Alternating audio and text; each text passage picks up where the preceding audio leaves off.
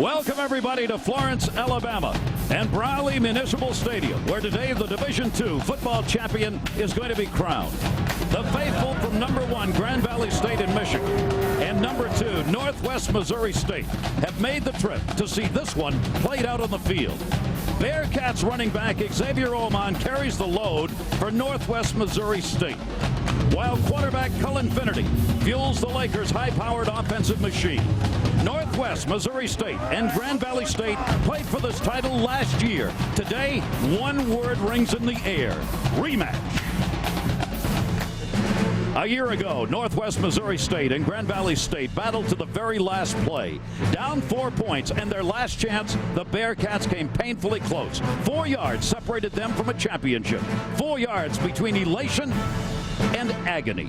To the victor, the spoils. These two teams have been 1-2 all year long. They are both unbeaten. They have earned the right to this championship rematch.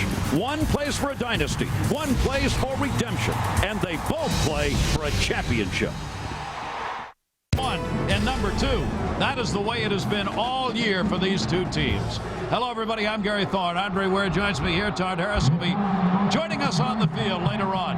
What more could you ask for in a game than to have the teams that have been 1-2 all year get to meet in the championship? Let's start with number 1 in their quarterback. Yeah, it's the quarterback Cullen Finnerty for Grand Valley State University. 50-4 as a starter over his career. He was the GLIAC Conference Player of the Year this season. He averages 16.9 yards a completion. He can move the football down the field. He had 6 touchdown passes last week against Delta State. Eric Fowler is his big-time weapon on the outside. Many teams have tried to stop Eric Fowler. He finds a way to stretch the field as well. 31 yards a catch last week. And on the ground, it's Aston Martin, a transfer from Toledo. He's gone over 1,000 yards this year. He's quick, he's fast, and he's electric on the ground. Northwest Missouri State, ever since they lost the championship game last year to this team, has been looking for the opportunity to get it back. Well, today is their day. A quarterback who's had his first year as a starter. Yeah, Josh Matthews is the starter at quarterback for Northwest Missouri State.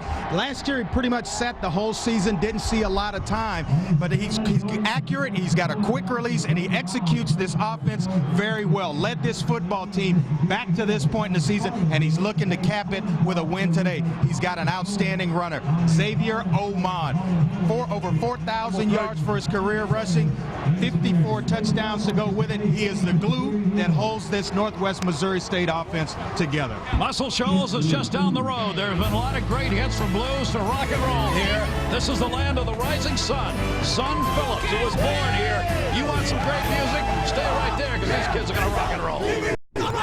It's going to be their defensive units, respectively. They're going to have to win this championship. I'll give you 2 guys to root for. First, for the Lakers, number 11. They call him the Minister of Defense, Mike McFadden. He is the reigning Upshaw winner, and that is the best lineman in Division II. Got his diploma last week before the semifinal. He told me he is focused. He is ready to get another title. For Northwest Missouri State, look no further than number 42. That's Thomas Smith. A very rough road just getting here. He's a transfer from Northern Colorado after he tore up his knee. He did not get a medical red shirt. They had to let him go. He found a home at Northwest Missouri State, but he has had a rough time. His former teammate at Northern Colorado passed away. We'll have more on that. Plus, 2 weeks ago, his father passed away. After this game, he will go back to Colorado to spread his dad's ashes. And folks, this is going to be one heck of a game. 2 stats to keep in mind. Northwest Missouri State, they have only trailed 3 minutes and 43 seconds all year long. And for the Lakers, they are 62-0 when they score first. Gary? These are high-powered offenses, but do not underestimate the defenses of these teams. 62-0 when they score first? Yeah. I think you keep them off the scoreboard. I think that you want to do that. That's right. These teams are meeting for only the 3rd time in their histories, including the playoff game last year, the championship that was won by Grand Valley State, 21-17, right down to the final play last year. Chuck Martin, head coach, 3rd year, off to a tremendous start, 37-3 already in his time there. Yeah, Chuck Martin was out throwing a little pat and go before the game started. I told him, be careful, you might tear up that rotator. He said, no, it's not pretty, but it gets there. Northwest Missouri State won. They deferred. Grand Valley State will be receiving. Tommy Freibert will be doing the kicking. It is up. It's going to be returnable. It'll be taken at the 5-yard line. Catlin's got it to the 10, 15, up over the 30 to the 32-yard line. Good return. A 27-yard return. Good field position. as he averages on returns about 23 yards. So he was about at his average. Now we get a look at the offenses and see which one of these defenses, if either, can rise to the occasion. Grand Valley State with their quarterback Cullen Finnerty. When he puts the ball in the air, folks, he covers a lot of ground in a hurry. Yeah, he will move the football down the field. 40 touchdown passes on the year, only 10 interceptions. They work without a huddle. They will get signs on checks from the sideline. Working out of their shotgun, Finnerty starts with 4 receivers out and a whistle before the snap. So we're going to get a flag before we get any play here.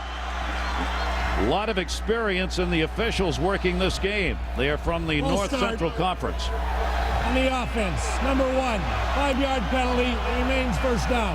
They got 83 years of NCAA Division II football experience in the Zebras out there. 41 NCAA Division II playoff games have been worked by the crew that you are looking at on the field today. Justin Ingalls is the referee. Yeah, it was Terry Mitchell that moved a little early for Grand Valley State. He was the guy that got in the end zone first against Delta State last week.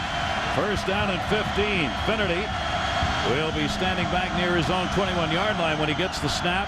4 receivers out. Finnerty does not like to run, wants to throw. It's incomplete. Probably should have been caught up at the 45-yard line. It would have been a first down, and Eric Fowler, his primary receiver. You're going to see a lot of Fowler, number 80, and Martin, number 2. Yeah, it's the guy on the outside, Fowler, that you're talking about. I mean, just a big-time receiver, averaging over 21 yards a reception on the year and 21 touchdowns to go along with it. And the work up front has been done all season as they've done a great job of protecting their quarterback, who likes to be back in the pocket. Second down and 15. Martin is in there in the backfield now. 2 receivers near side. They turn to the sideline. Finnerty steps up to the line of scrimmage. There'll be a lot of checking of plays going on in this game as they adjust to the defense. On this second down, Martin's trying to make the turn. There is nowhere to go. He is driven out of bounds on the sideline. A swarming defense led by Thomas Smith. And they lost a yard. Here's the defense that will be challenged today. Waters is an outstanding player at that defensive end position. Yeah, keep an eye on both ends. Ryan Waters as well as Dallas Flynn, both guys with 7 sacks apiece, and they want to pressure Cullen Finnerty with just the 4 defensive linemen. Smith is the one who just drove him out of bounds on the sideline. Martin was unable to turn the corner.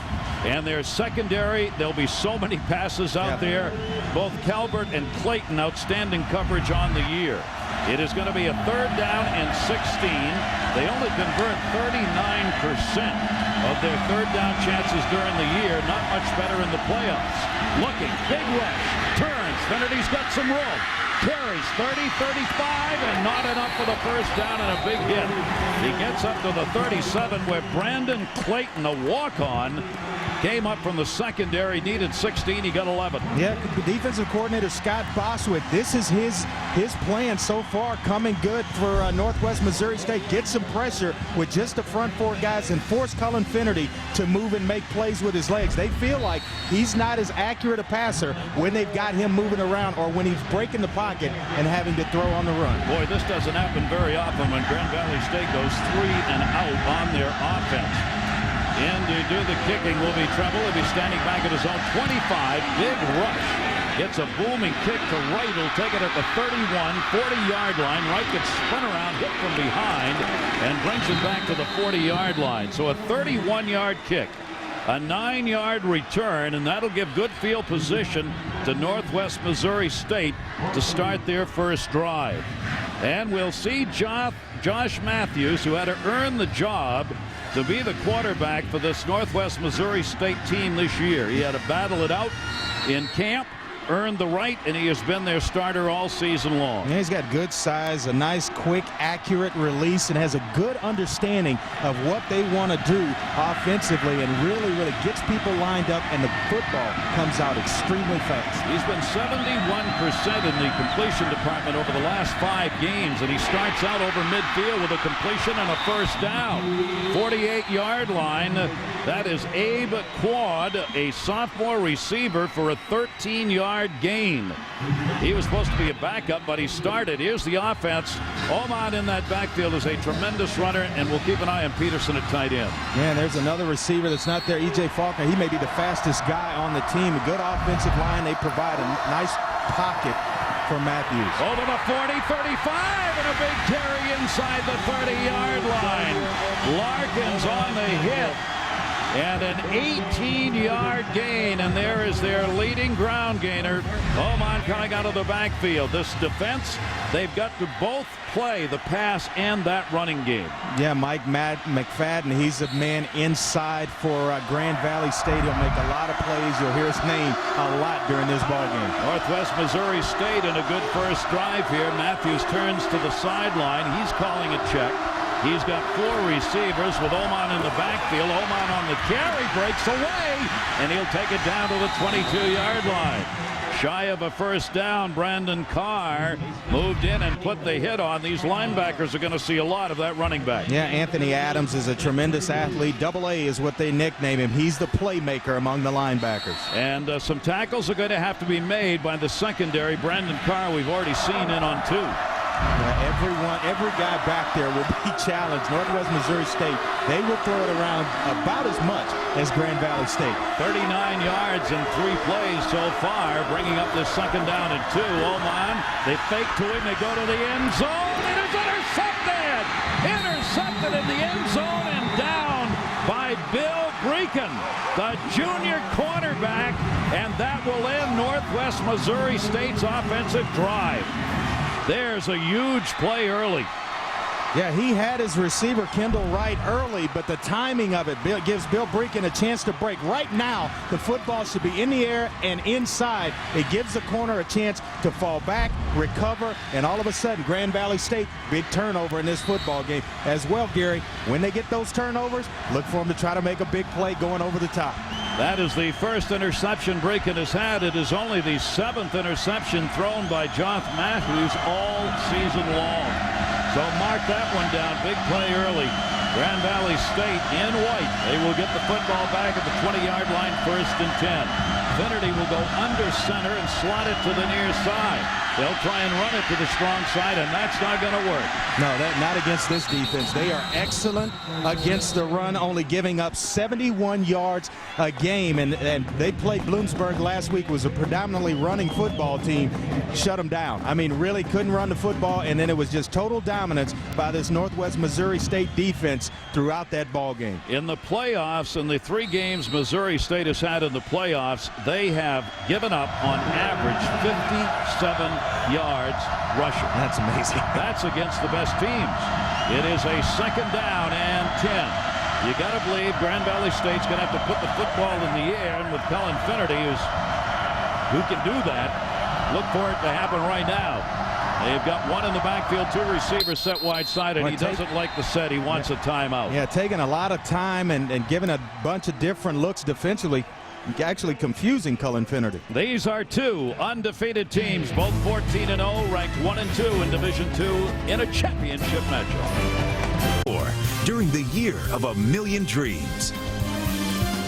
They're known as the North Alabama Lions, and that is their campus in North Alabama. The beautiful fountain here today. This is their home field as this North Alabama hosts the neutral site for this championship in Division II.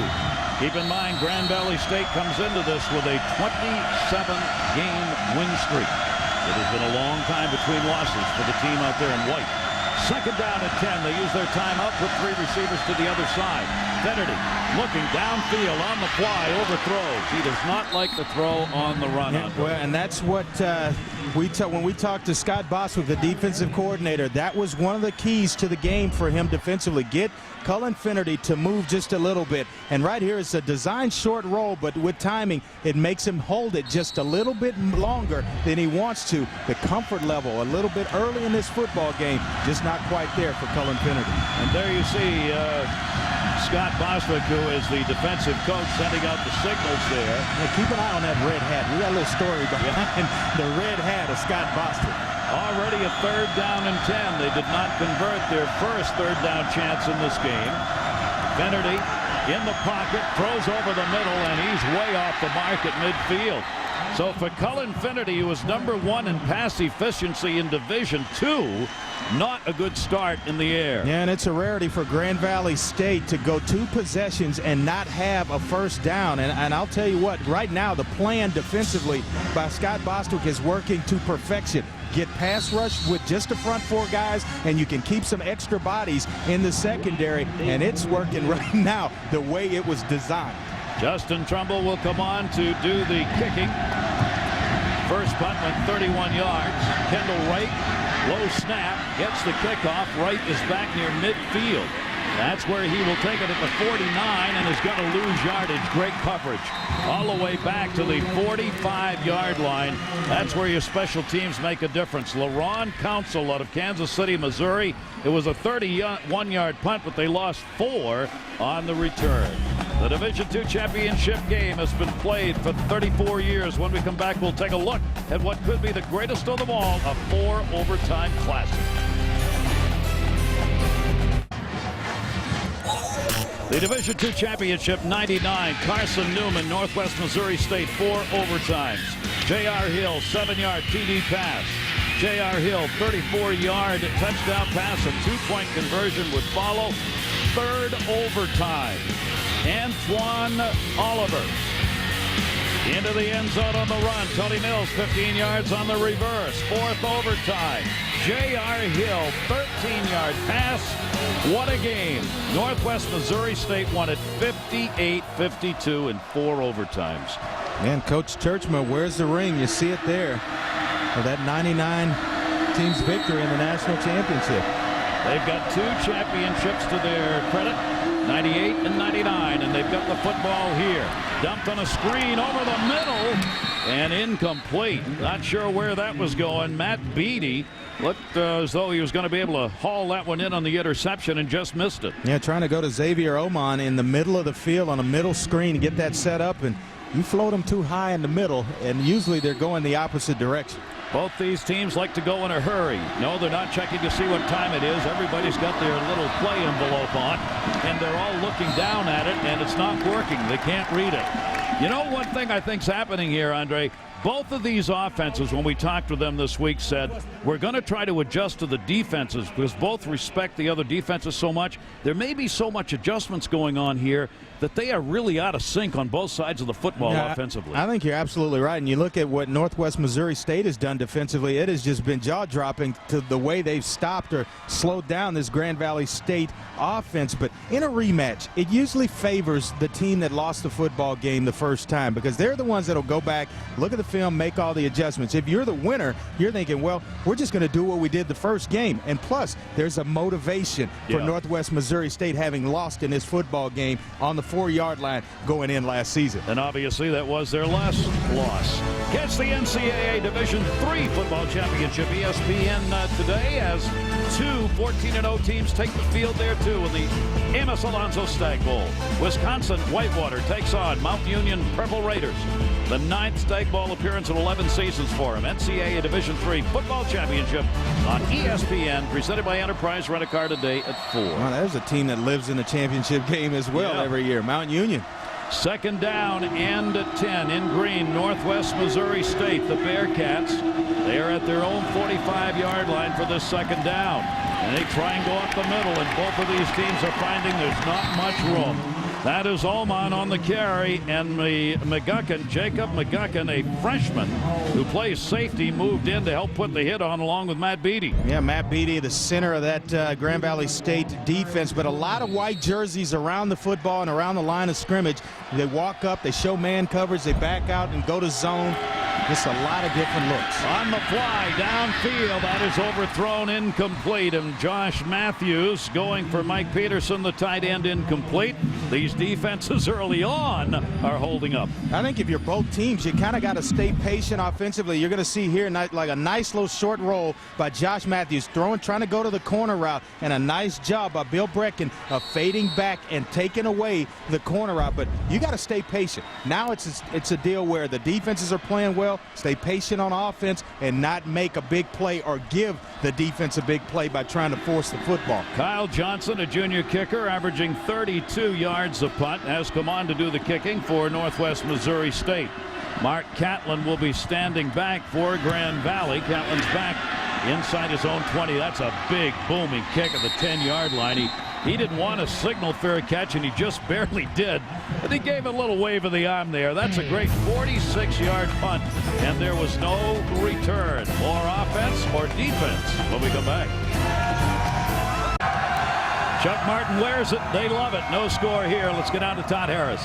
Well, Gary, Grand Valley State certainly playing for a national championship. They're also playing for their head trainer, Todd Yeager. Last year, he was diagnosed with brain cancer, and after they won the national championship last year, they presented him with a game ball. Well, he is in the fight of his life. The cancer has not gone away despite some serious treatments, and we just want to send our best out to Todd Yeager for a speedy recover and continuing fighting that good fight.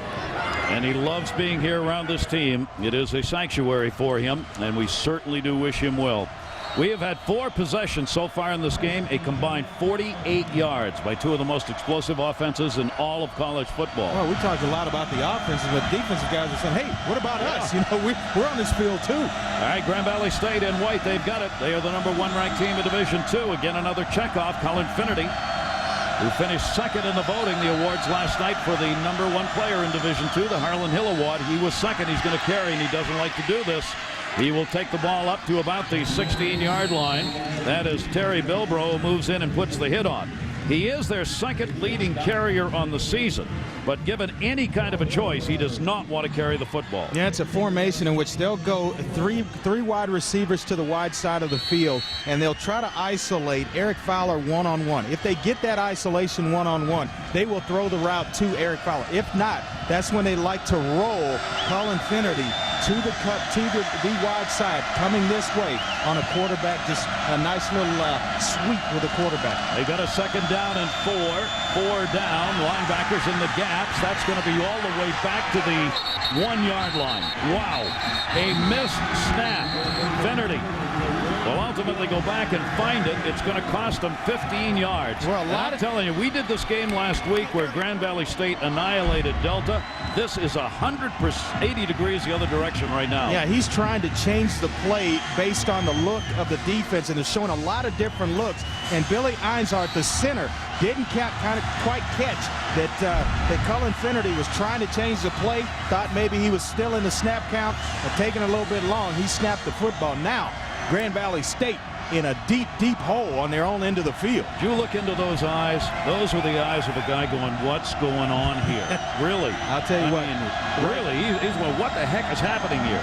It's 3rd down and 18. They're out of the end zone. Finnerty getting protection.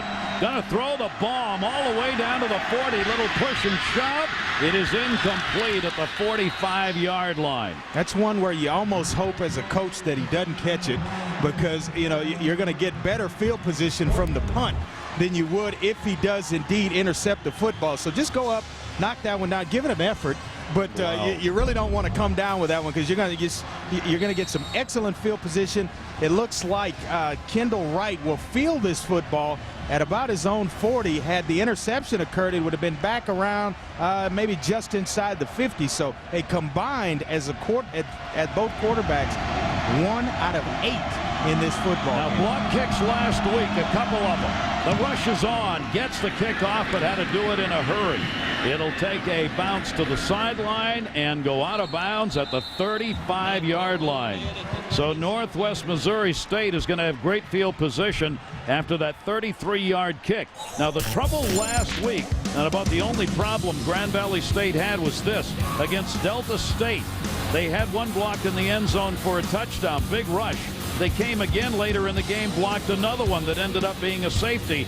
And Chuck Martin said this week, we got to work on this kicking game. Yeah, they did. They think they have it kind of fixed up and in place, but the blocks, which were kind of uncharacteristic, are coming right up the middle of the formation, which is the fastest way to the punter. Make them come from the farthest point, which is on the outside. This is going to be a 1st and 10. Northwest Missouri State's got it back into the flats 30 and down inside the 30 to the 27-yard line. That is Kendall Wright. He is an all-conference wide receiver, 10th in the nation with 1,066 receiving yards in Division II. Yeah, you're going to see Joe Holzclaw pull from the tackle position, and then Kendall Wright come underneath, and it's a nice little play. You see the kick out by the tight ends and the tackle there. Nice little underneath route. It'll bring up a 2nd down and 1. They'll work with 2 men in the backfield this time. They just want the 1st down. Oman on the carry. He's probably going to get it, but this is going to depend on the marking. Keep in mind, when you watch number 2 carry the football, he's had 3 consecutive 100-yard rushing games. He averages 116 a game rushing on the season. Well, you try to figure out this offense, and you say, well, do you run to open up the pass, or you pass to open up the run? I think they've passed the football to set up the run to Xavier Oman. They come with a lot of different formations. They'll 2 tight end you. They'll split tight ends out, 3 wide receivers, a lot of different looks, and that's kind of their MO offensively. A lot of different formations to formation you defensively into what they want you to run. This is a 3rd down. He did not get it. Less than a yard. Oman will get it this time, but that's all he's going to get. Maybe a couple of yards.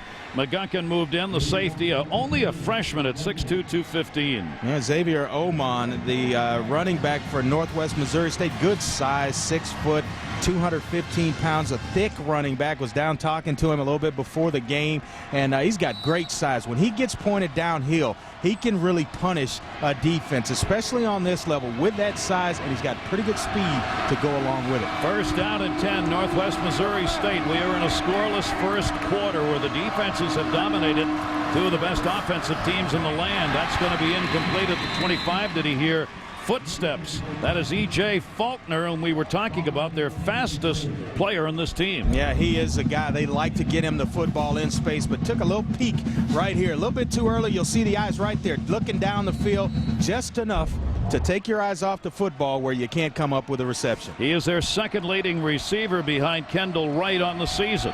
It is a 2nd down and 10. Northwest Missouri State with the football at the 28-yard line, and a fumble on the snap. It'll be recovered at the 25 by the quarterback, Josh Matthews. And you got to wonder, 2 offenses who come in so highly touted, what a struggle for him in the 1st quarter. Yeah, the quarterback center exchange right there, and you see Matt Nelson trying to pull to get out and in front. And sometimes the center will leave it just short on his legs. Sometimes the quarterback trying to anticipate the snap and get out a little bit early, trying to reach the running back, will go a little bit early and leave it short. Right there, just a miscommunication between the center and the quarterback. Jeremy Davis came in to help out in recovering that fumble. It will bring up another 3rd down. They've been 61% on 3rd down conversions in their last 4 games. They've got a 3rd down here in 11, looking to pass down the sideline. Another interception at the 9. Brought up to the 20-yard line and out of bounds. And Grand Valley State has intercepted Matthews for the 2nd time. Bill Breakin again hauls it in. Yeah, just a clear case on the part of Josh Matthews of making up his mind before the snap. He knew where he was going with the football, and no matter what look he got, he was going to try to force it. He had Raphael Robinson wide open in a curl route. It's a little wheel route behind it, and he's trying to go over the top to E.J. Faulkner, but it's not there. It's the curl route, and he had Robinson for the 1st down. That one was clearly forced. Wow. So a couple of interceptions. Northwest Missouri State stopped at the 21 and the 24-yard lines, and the 2 carries on interceptions, turning it over. That is taken over the 30. 1st down, out of bounds at the 35-yard line. Antoine Trent, who had 2 TD receptions against Delta State last week. Yeah, 1st team all-conference performer, and you're going to see a nice little timing route. You'll see him at the top right here. Stick that foot in the ground and plant and pivot outside. It drives off the cornerback just enough to get enough space to operate. And now, Finnerty, if you give him enough shots at it, he'll find his rhythm in this football game. He is a tremendous passer, 9th all-time in Division II with 10,680 yards and 109 TD passing. Out of bounds, and a big mess up over here, and a flag is going to be thrown. Yeah, it's going to be on Quentin Womack, the senior cornerback out of San Diego, California.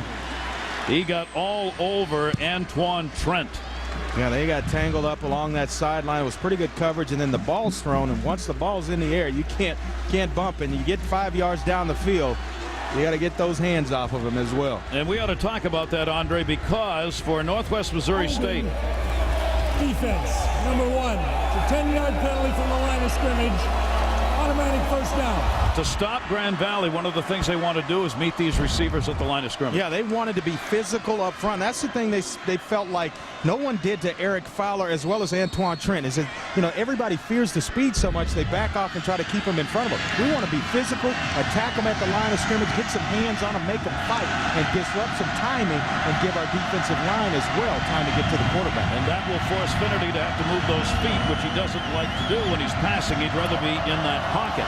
Martin on the handoff. Boys, he found nothing. Boy, tough to run against this football team. And the glue on defensively for Northwestern Missouri State, Ben Harness, the outside linebacker. He makes all the calls, lines up everybody, gets them all in place, and then they just go play football. A gap-controlled defense. When they're playing those gaps, they're as good as anybody on this level. Martin has now carried 3 times for -2 yards. This is a guy who's rushed for 1,076 yards and 8 touchdowns, averages 77 yards a rush, but not against this Northwest Missouri State team.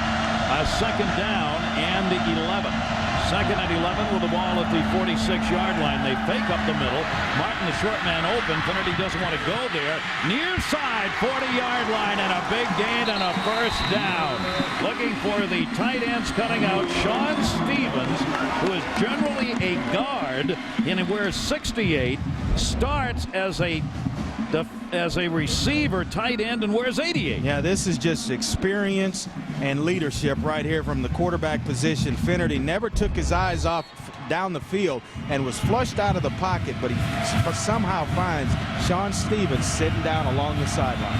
That is a big gain of 19, the deepest thrust that has been made by Grand Valley State into Northwest Missouri State territory. Everybody moving before the snap. We'll see. It was over there on that far side of the field. The officials will talk this one over and make a decision on who moved first.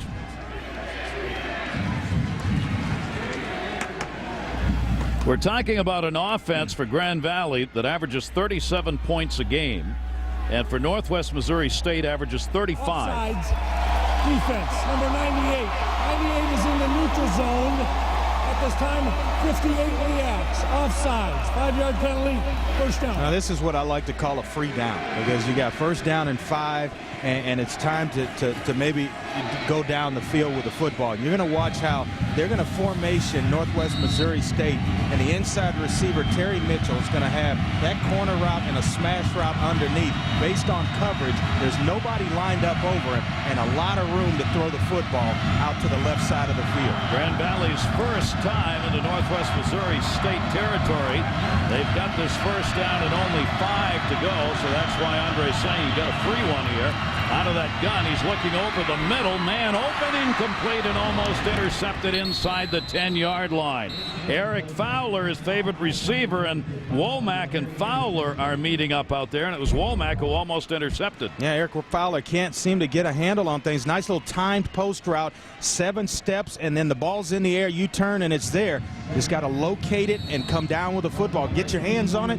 Got to catch it. And Womack coming on to play in their nickel's going to play a lot today. There he is. He's a senior. 6'1", 195-pounder. He's got good speed. Finnerty's gone 2 for 7 and 34 yards. Now it is a second down and 5. Kellen Finnerty, their senior quarterback, his final game at Grand Valley State, hoping to take their second championship in as many years. He'll carry, and he'll take it down to the 22-yard line, and he's got himself a first, but there's a flag on the near side, probably a hold. And when it's thrown in the middle of the formation like that early, it's usually a hold on the offense. That's exactly what it is. Grand Valley State has had its problems with penalties on the year. They've been assessed 700 penalty yards on 90 calls. Number 51 in the offense. 10-yard penalty. Second down. You know, and along that same line, when you look at this Northwest Missouri State football team, they were plus 14 in turnover margin already in this football game. 2 interceptions. So you go back to the year 2000, and they're plus 50 in turnover margin. That'll keep you in a lot of games as well. It will win you a lot of football games. Just have not been able for Grand Valley State to find those seams with their receivers that Cullen Finnerty likes to go to so far in this game. He had his best football game of the year against Delta State last week. Unbelievable. 6 touchdowns. 30. Yeah, 6 touchdown passes. He had 365 yards against Delta State in the air. A second down now and 15 with that ball moved back to the 42. Martin on the carry, trying to turn that corner where he gets dangerous. Gets away from one tackler and out of bounds at the 30. He'll be shy of the first down. But Martin, that's what he likes to do. Get that corner turned, and he gets 12. Yeah, Tyler Martin had an opportunity, a chance to close from inside out, but he was unable to get Aston Martin on the ground. Now you're operating at third down and short as opposed to third and medium to long. And this is where Grand Valley State, they're comfortable right here. This is what you work for offensively. You were ahead in the down and distance marker if you're Northwestern Missouri State when you had them in third and second and long. Martin averaging 6.5 yards a carry over the last 2 games. Now it is a third down and 3. Third and 3. Third down conversions 0 for 3 so far. Quarterback gonna get very close to it. Cullen Finnerty on the keep. We're seeing him run the football more today than we have most of the season. Thomas Smith, their leading tackler, put the hit on. Yeah, he doesn't mind contact. I mean, he's run for 465 yards on the season, but he'll turn, give it back, block backside on a defensive end, and he's not trying to chop him down. He'll stand there and go toe-to-toe with him and fight it. But there's no doubt Chuck Martin's going to go for it right here. He did not get the first down. They are 12 out of 18 and fourth down conversions on the year. They have got a 4th and 1 deep in Northwest Missouri State territory. They'll go to the gun. They will keep Martin in the backfield, number 2, and they want to pass on the fly. First down, going to go straight upfield with it and out of bounds at the 16-yard line. And there's Eric Fowler, who is a little All-American and obviously an All-Conference as well in the 12-yard game. A lot of teams, the bread and butter would be line up, go to power set in the short yardage and pound it in there, go quarterback sneak. But you're going to see Eric Fowler push outside, drive the cornerback off, and just kind of curl back on the outside right here and watch the timing of the play. That's what makes it. Nice timing. As soon as he turns around, the football's in the air, you catch it, you got the first down. That is his first catch of the game, and that's a bit surprising as we're in the final minute of this first quarter. It'll be a first down and 10. Ball marked at the 16-yard line. Martin again finds some room. Will take the hit after a gain of maybe 3 yards with Erspama moving over, the junior middle linebacker. Martin is quick, and he likes to counter. How about this? How about the confidence of Chuck Martin in the passing game? Cullen Finnerty as well as Eric Fowler. We talked about the bread and butter, but this is 4th down and 1. And it's outside. You're going to throw the football on the run. That's a lot of confidence from a head coach, quarterback, and a receiver. Are we really going to have a first quarter without a point on the board? Because I think we're going to get the gun here before they get this play off. Well, we said it at the top. We spent all week and most of today talking about the offenses. In this first quarter, it has been all about the defenses.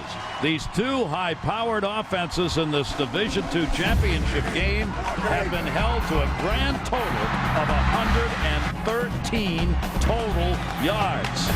Can you say D? No score. Second quarter coming up. Both teams, and you see the opponents here, but I'll tell you, it's been all for naught so far in this football game. Defensive guys are out there going, you want to talk about it? This is our game. Yeah, you win championships with defense. That's what they tell you. And in the championship game, the defenses are showing up.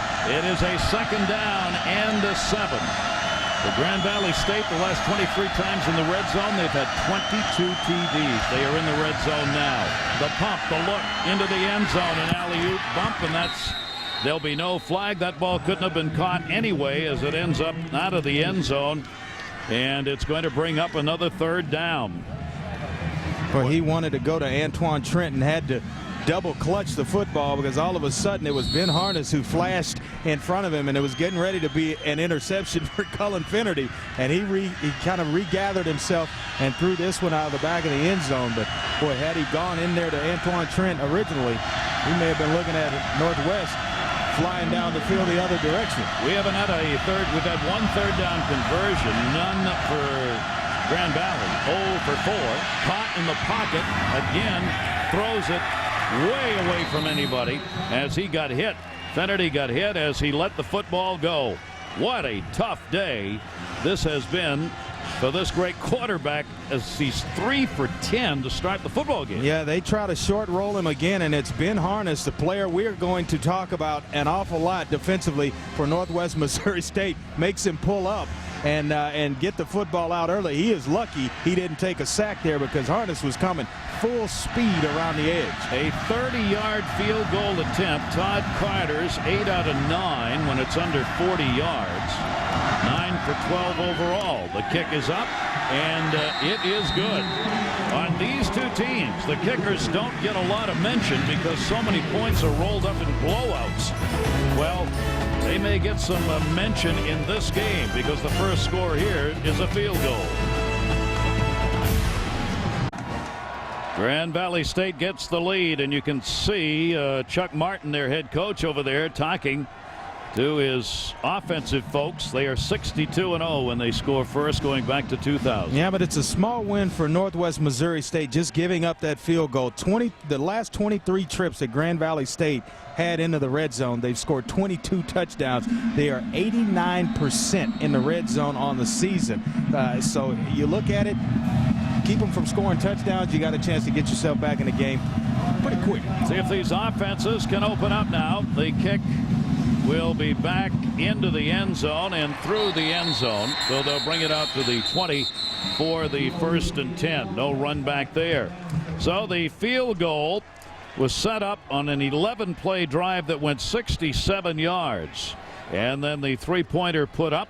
And that right now is the only thing we've got on the board. Josh Matthews in the first quarter at quarterback was 2 out of 7, but he had 2 interceptions and only had 22 yards in the air. Matthews, 6'3", 205-pound junior. He is 16-2 as a starter and 4-1 in playoff games that he's appeared in for Northwest Missouri State. First down and 10. Ball at the 20-yard line. The Bearcats in green. In the pocket. Slingshot pass that is caught on the deflection to the 29-yard line. Oh, the old tip drill. Right. The old tip drill. When you're standing around, the ball gets tipped up, you go up, get it at its highest point. Kendall Wright, right here, the recipient. You're going to see him trying to work inside to Abe Quad, and it gets tipped. And all of a sudden, Kendall Wright, right there. Nice concentration by that young man. Jacob McGuckin almost for Grand Valley. Had the interception. 2nd down and 1. 2nd and short yardage here. Again, Matthews maybe calling the check here. They want that first down, and I don't think they're going to get it. That is Derek Jones leading the charge, and Oman has probably never had a rougher first half of a football game at Northwest Missouri State than he's having here trying to run the football. Well, a good percentage of the time when they go under the center, they're going to run the football or go play action, and you're going to see the left tackle right here, right tackle going to pull down, the old counter move where you take a step and come downhill with the football.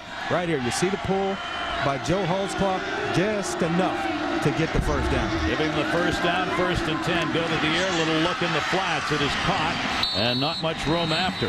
Taken down at the 34-yard line. Abe Quad, 19 receptions for him. Averages 21 yards per game. He's had 3 TD receptions. Watch old sneaky Josh Matthews throwing a lot of short passes, quick passes, lowering this Grand Valley State defense up closer and closer, and that's when you start to throw those double move patterns, hitch and go, stop and go, slant and go.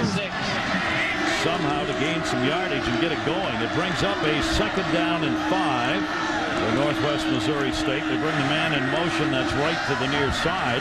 Look over the middle. Caught. First down. And we'll take it up to the 45-yard line. That's Mike Peterson.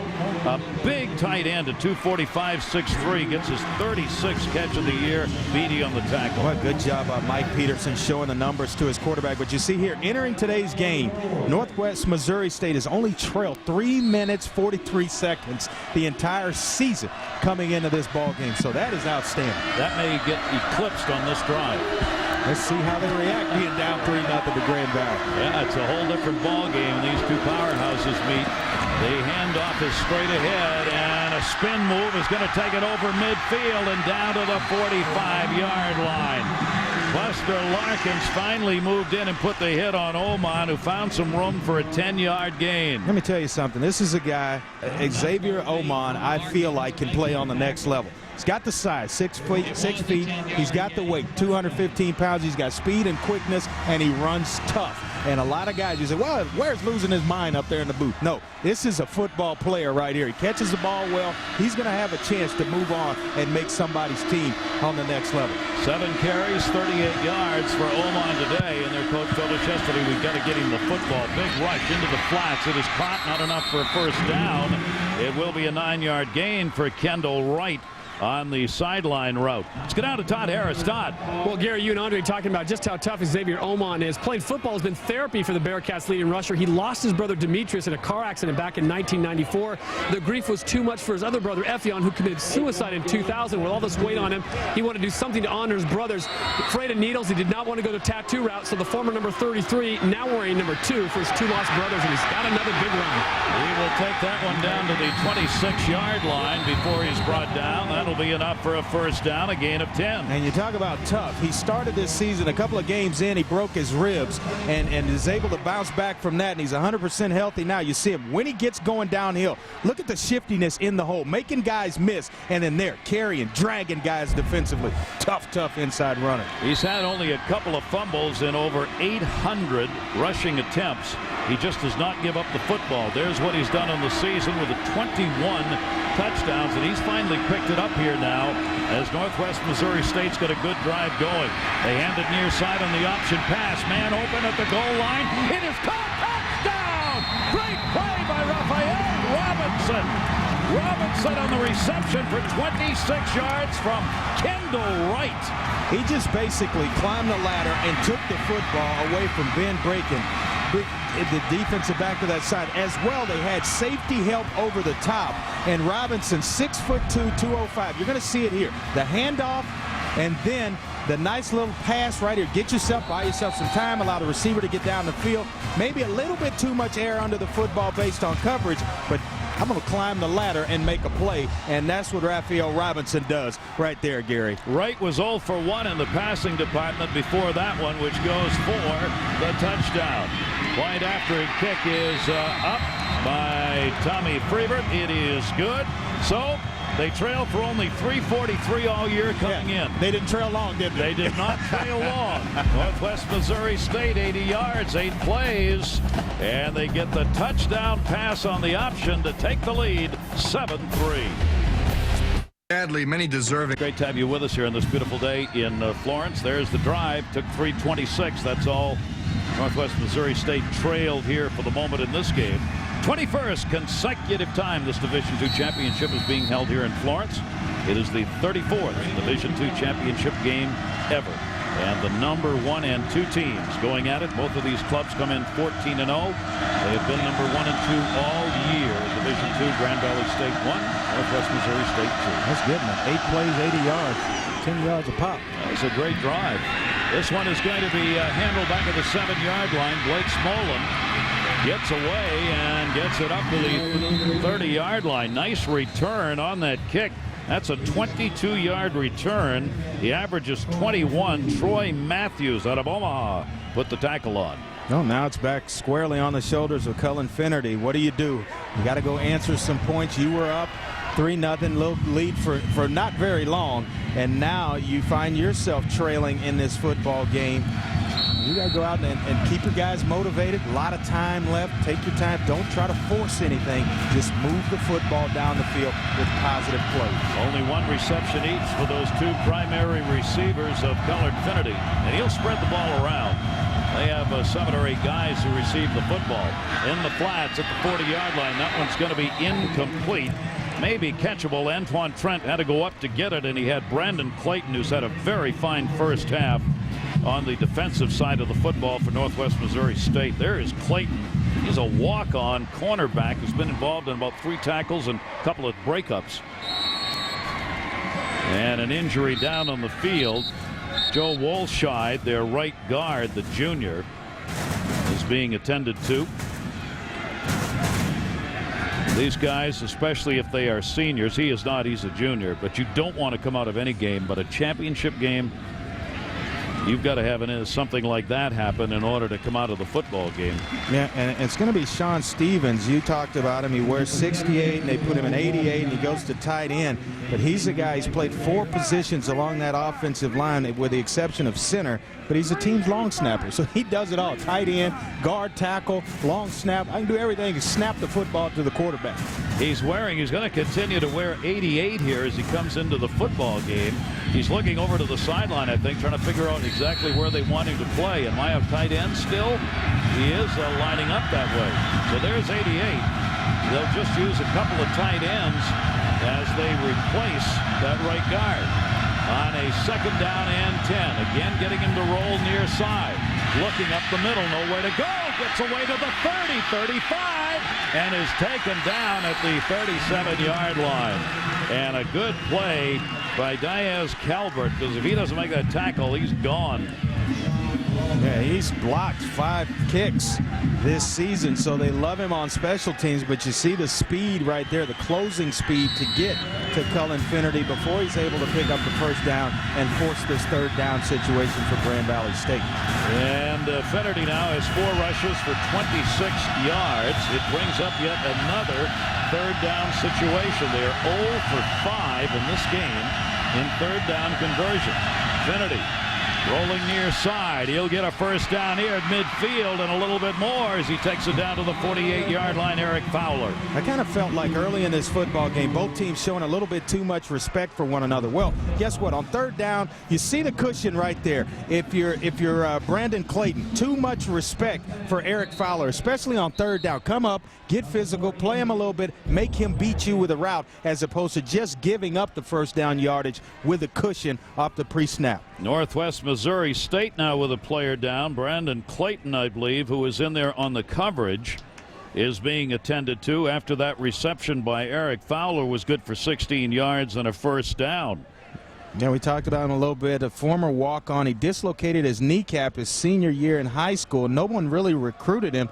And then he tore up the other knee last season and has come back to start again. So he's a guy with great resiliency, will fight back through injuries. And right now we just hope he's okay and he can get himself up and back in this football game. And while they attend, we'll remind you can catch the NCAA Division III football championship today live on ESPN HD. The national championship game, Mount Union and Wisconsin Whitewater, 4 o'clock Eastern. A preview NCAA. You can get it by going online to ncaasports.com.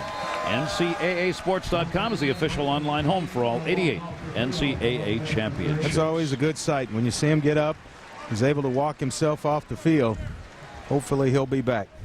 He has had a tremendous 1st half, and they will miss him. They do not. Northwest Missouri State does not have a lot of depth as far as their secondary is concerned. Womack is the one who'll be out playing a lot, but he's already playing a lot because they're playing a lot of nickel D early in the game. Well, we talked to Coach Scott Bostwick. He said, you know, Womack's, he's probably the happiest guy on the football team. I said, why is that? He said, warm weather. It's going to be close to 70 degrees. He hates the cold. I said, well, guess what, Coach? So do I.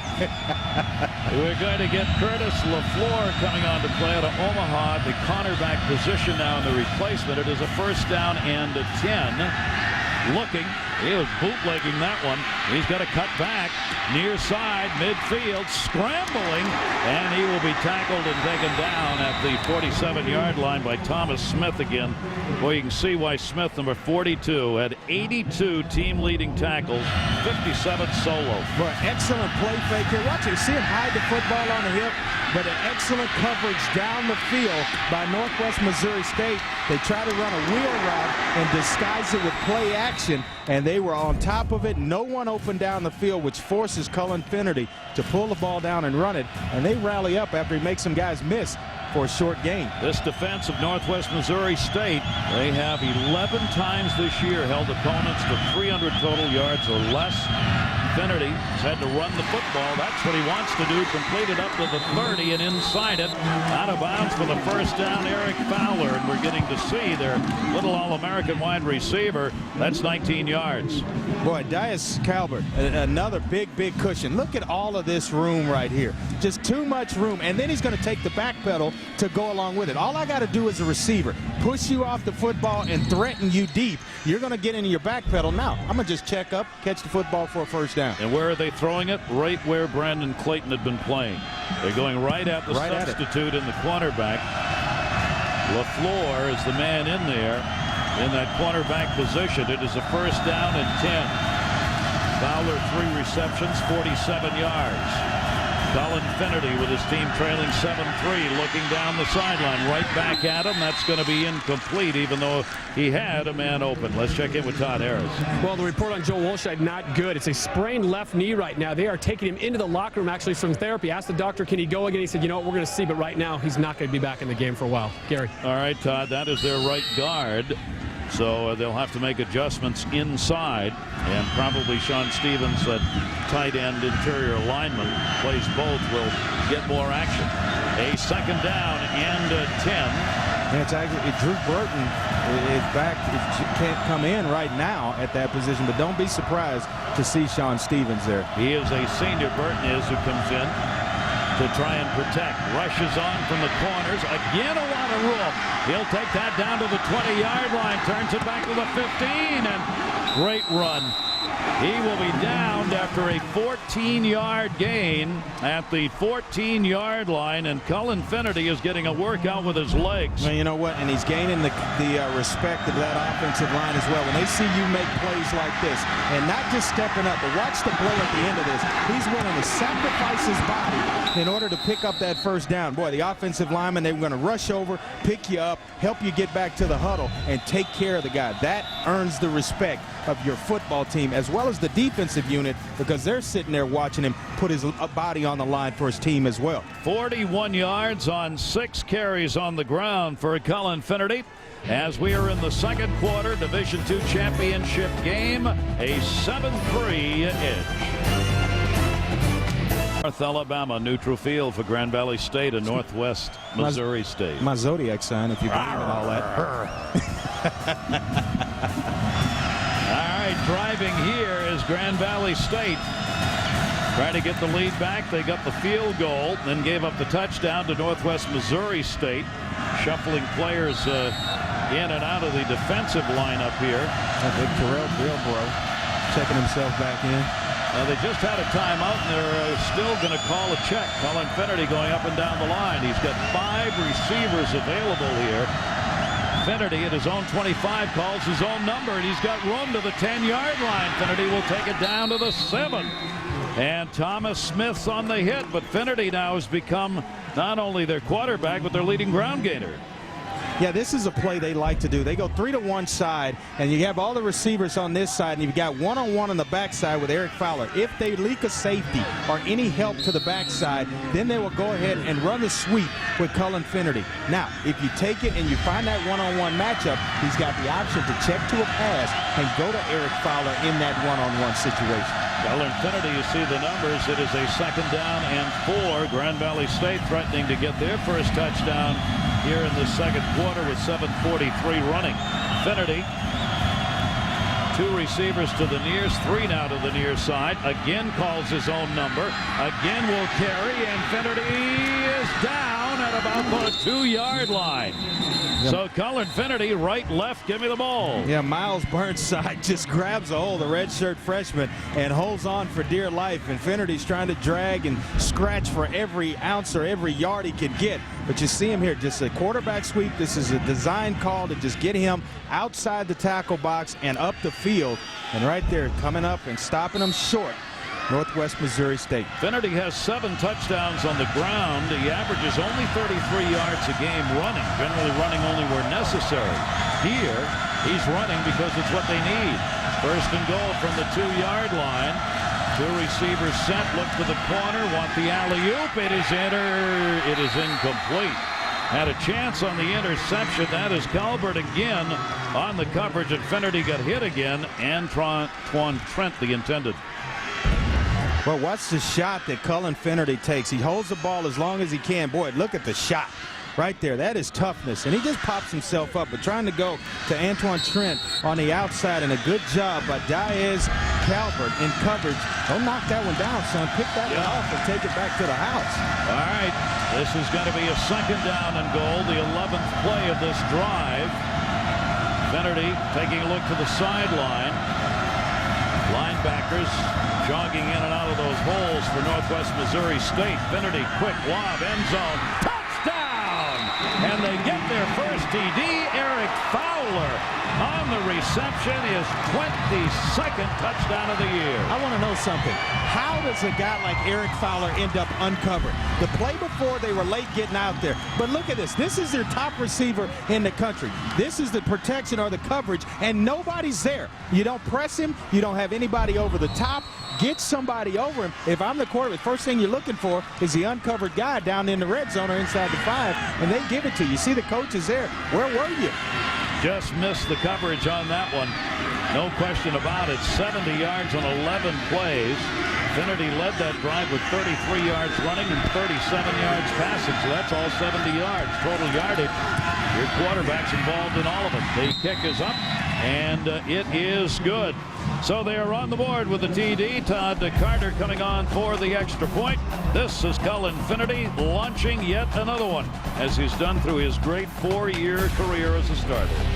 Have a point on the board in the first quarter. Now the offenses are starting to get rolling, and Eric Fowler, their leading receiver, his 22nd touchdown catch of the year. Yeah, we talked to Scott Boswick, and he says, well, we got to get ourselves lined up properly and in place. We want to show a lot of different looks, but last year we got in trouble because we weren't lined up properly. Well, certainly there, when Chris LaFleur checks himself into the football game, he's not lined up properly, and he leaves the best receiver on this Grand Valley State football team wide open and uncovered, and it's not going to take Cullen Finnerty long to identify and get him the football. As soon as Brandon Clayton, the starter at that cornerback position, left the game, Cullen Finnerty immediately started going to LaFleur's side as the substitute on that series. So the ball now, Northwest Missouri State's going to get it back. They'll take that in the end zone, and Kendall Wright decides they'll bring it out to the 20-yard line to start their offense. Let's take a look at the Home Depot coaching adjustments. He's talking to Chris LaFleur about aligning himself properly when trying to cover Eric Fowler down near the goal line. You're going to see him. He's way in here. In no way can you work from inside out that close to the goal line and get yourself back out there to make a play. Just lob it up in the corner of the end zone, and it's going to be golden for Grand Valley State. 4 catches for 49 yards and a touchdown now for Fowler. Now it'll be Northwest Missouri State going back to work. Jorth Matthews will run the draw up to the 20-yard line. 22, good second effort by Oman. And he'll have the football at about the 23-yard line. Yeah, he's a guy they really got to get involved offensively. They said, we got to get him the football, whether it's out in space, running the football, screening to him in the pass game somehow, some way. Xavier Oman, he's the weapon on this football team. The big play, he has that big play ability. Now you got to get him the football. 9 carries for 51 yards so far.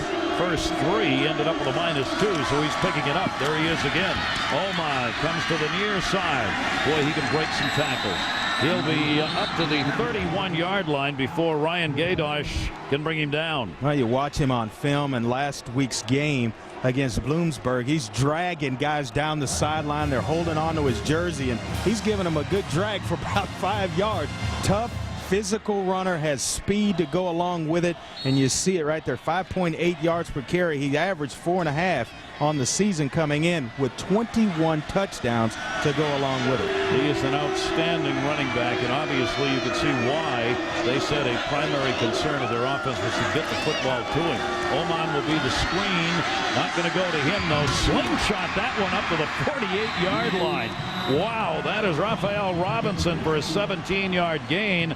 He of the touchdown catch. I am one to firmly believe that you don't always have the same release point of throwing the football every single play. And sometimes you just have to be an athlete and make plays. Right there, you talk about slingshot.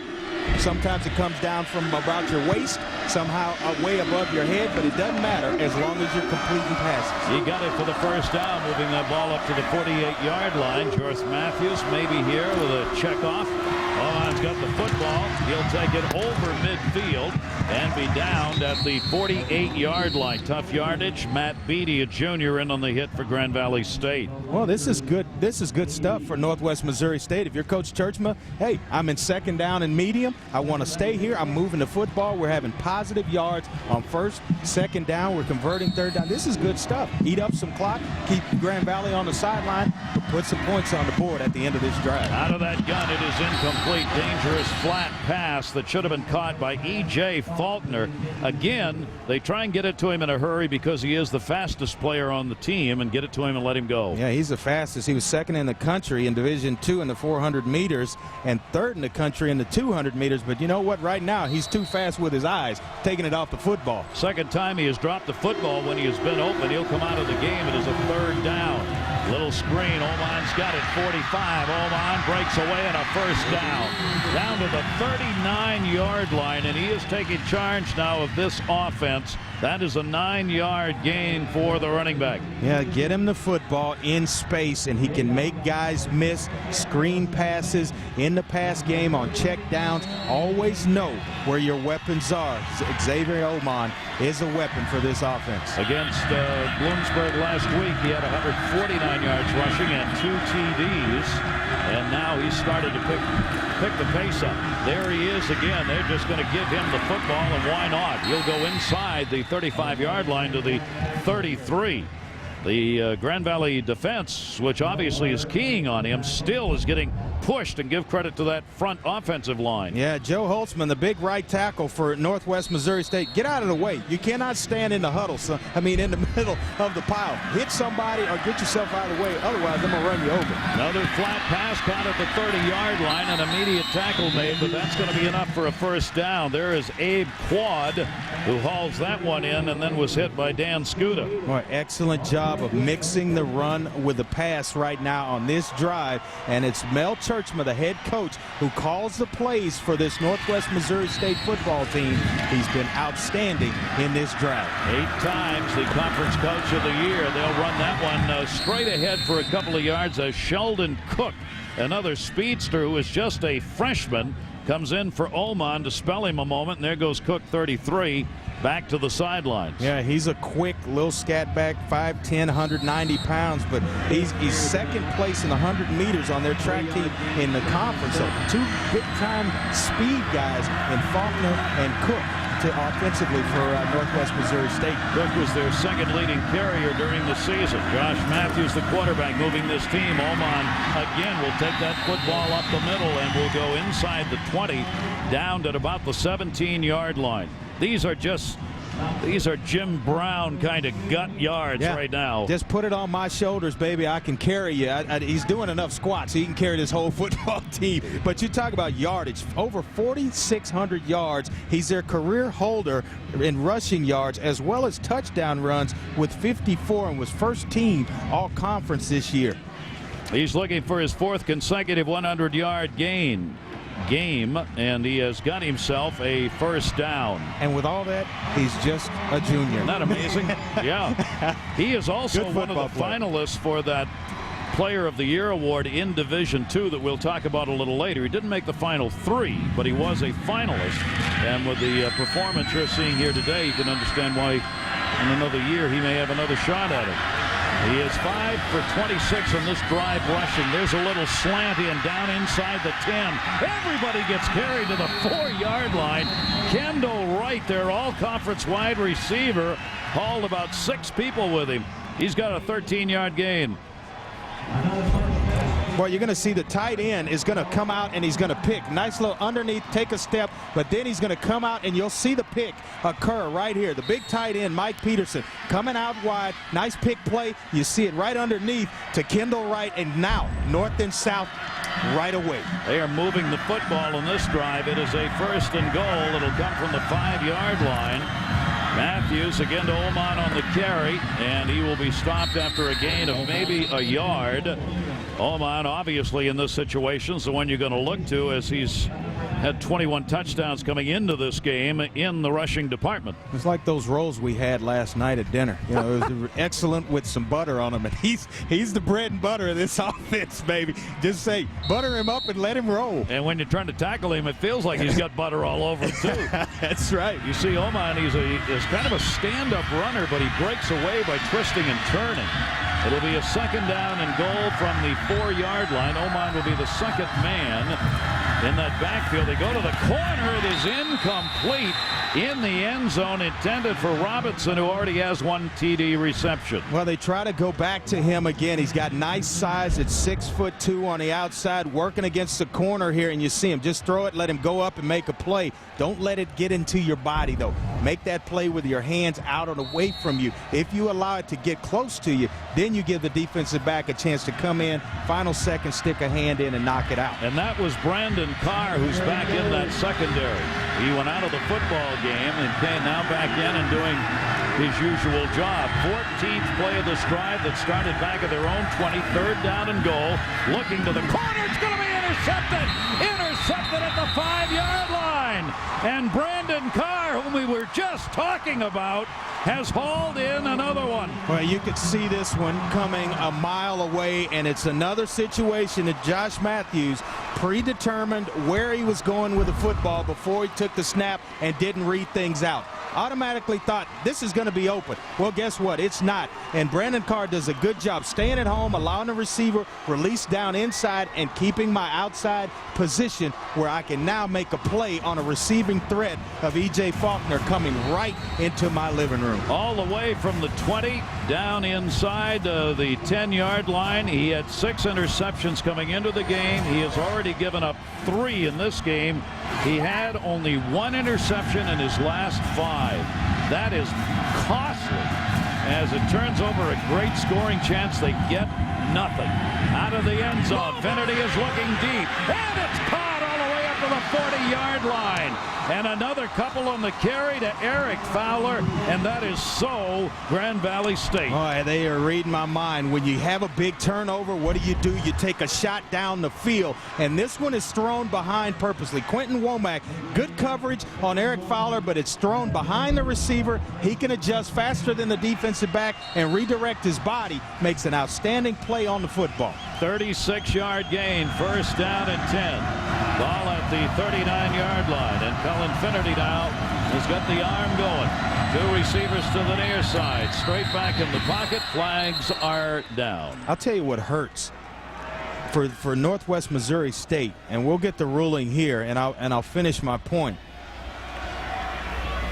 We'll start on the offense. Number 61.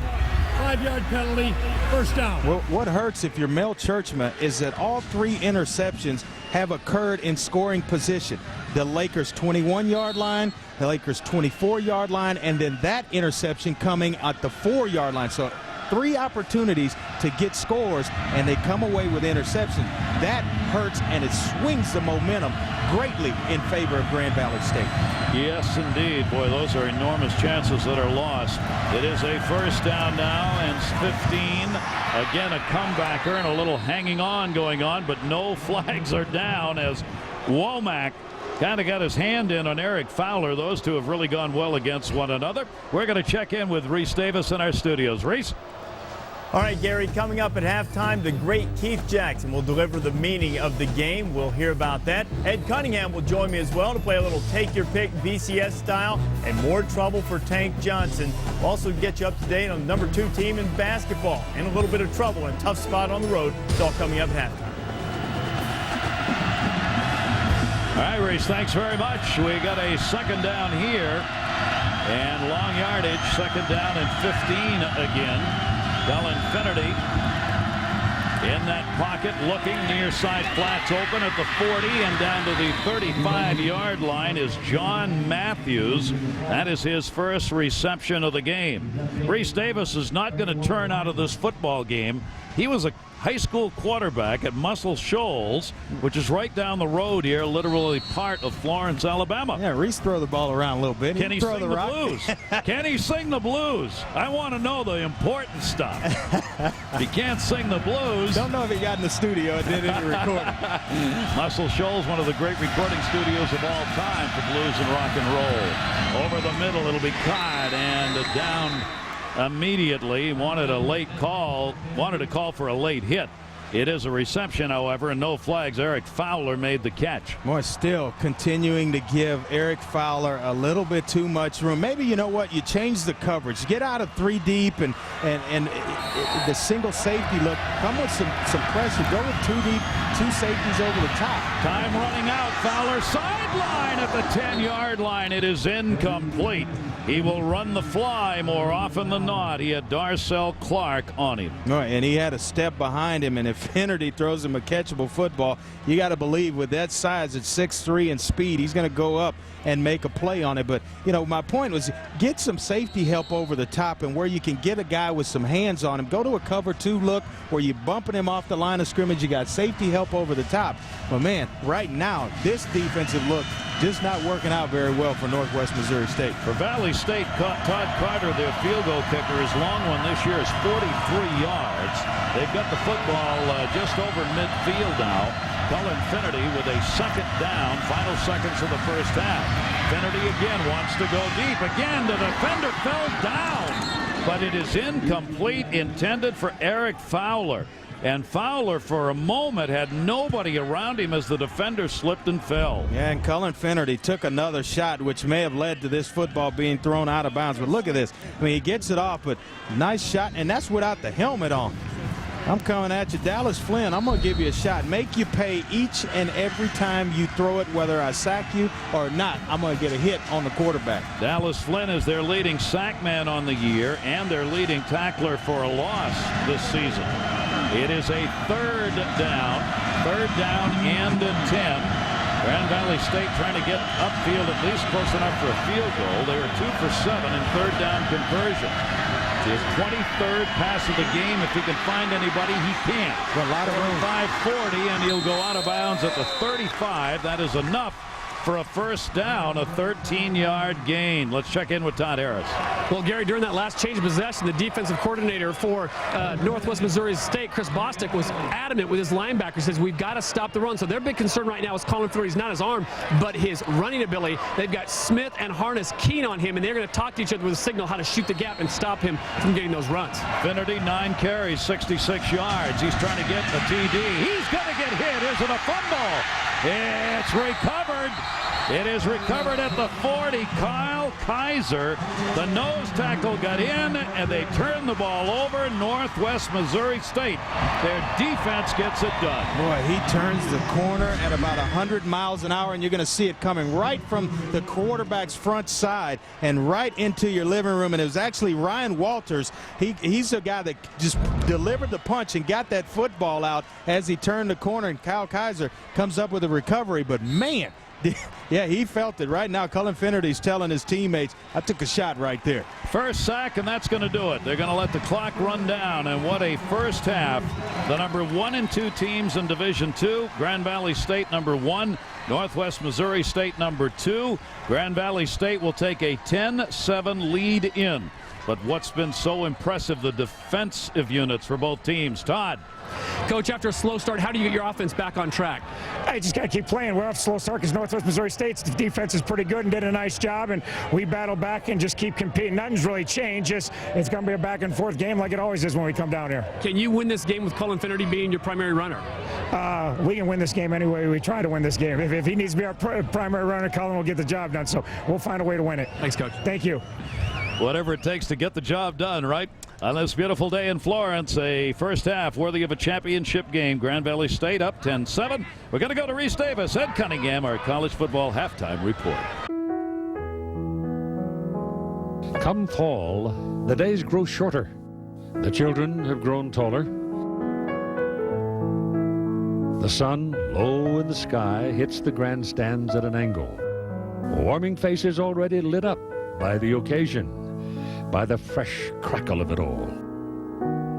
So right, so real.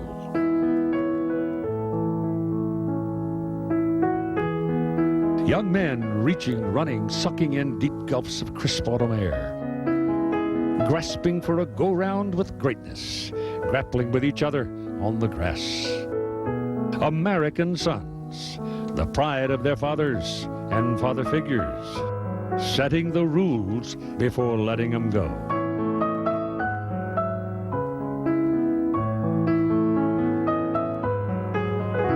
There's more to come. Career, wife, family, life. But the team is now.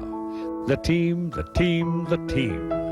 Loving your brothers as much as a heart will allow. Fighting the tremble in your lower lip when you close up your locker for the final time.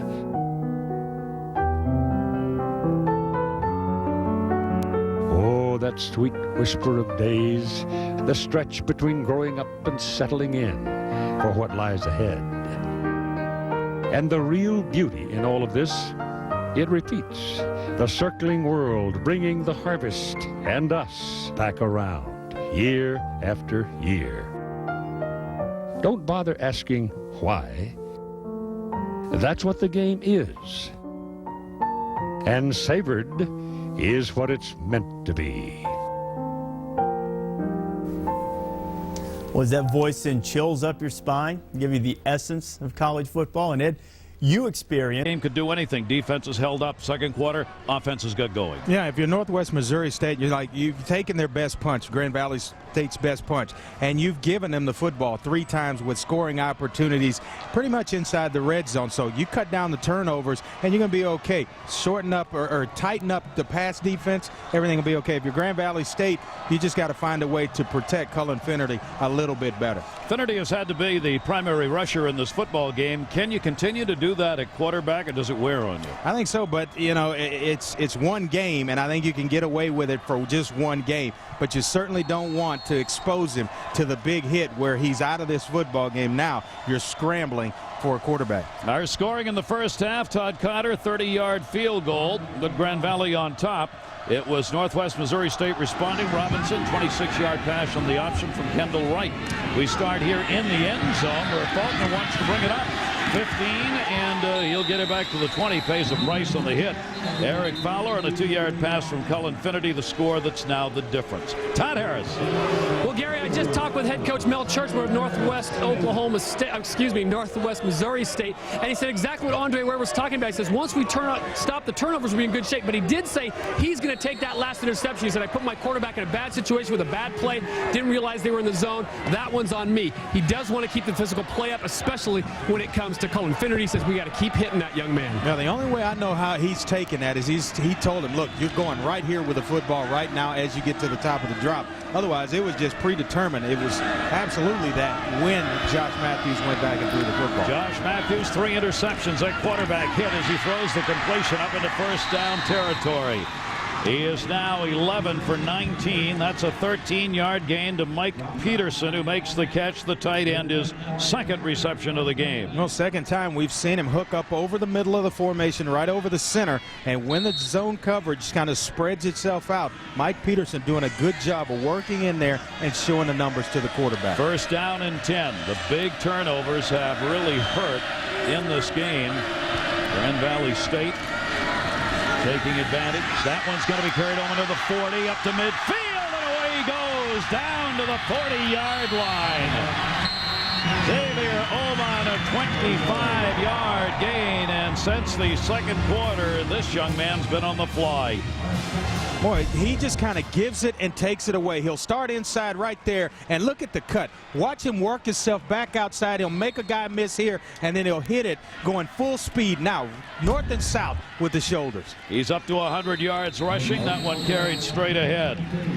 Well, he is right on pace. He's averaged 126 yards in the playoffs and 14 touchdowns to go along with it. And you see that right there. That's getting it done. 6.7 yards a carry. An outstanding junior running back, 4th consecutive 100-yard game that he has had. It is a second down and a 7. Again, the change up in the call by Josh Matthews, their junior quarterback.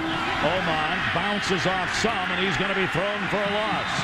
And this is what the Grand Valley State defense did in the first quarter, a -5. Well, that's the difference between the good running backs and the great runners. The great ones don't always break, or they know that they can't break every run, so they take a little bit at a time. The good runners will feel like at times I can break anything, and you wind up getting negative yardage. Sometimes you just got to stick it in there for no gain and come back on second down, and you're 2nd and 10 as opposed to 3rd and 12. I'm sorry. This is going to be a 3rd and 12 and a passing down for Josh Matthews.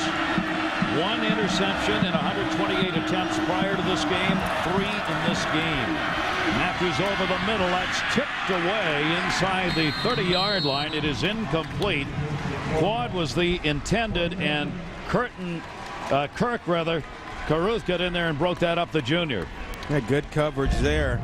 And you're going to see him right here try to work his way inside, and not a whole lot of room to throw the football. Boy, you have got to separate. When you get man-to-man coverage as a receiver, as a quarterback, you're depending on those receivers to separate and win for you, and you win with a throw. But if there's no room to throw it, there ain't going to be a whole lot of winning, Gary. Kyle Johnson puts that one up in the air, and it'll be handled at the 20 on a fair catch by Mac Catlin. Just got a hold of that one.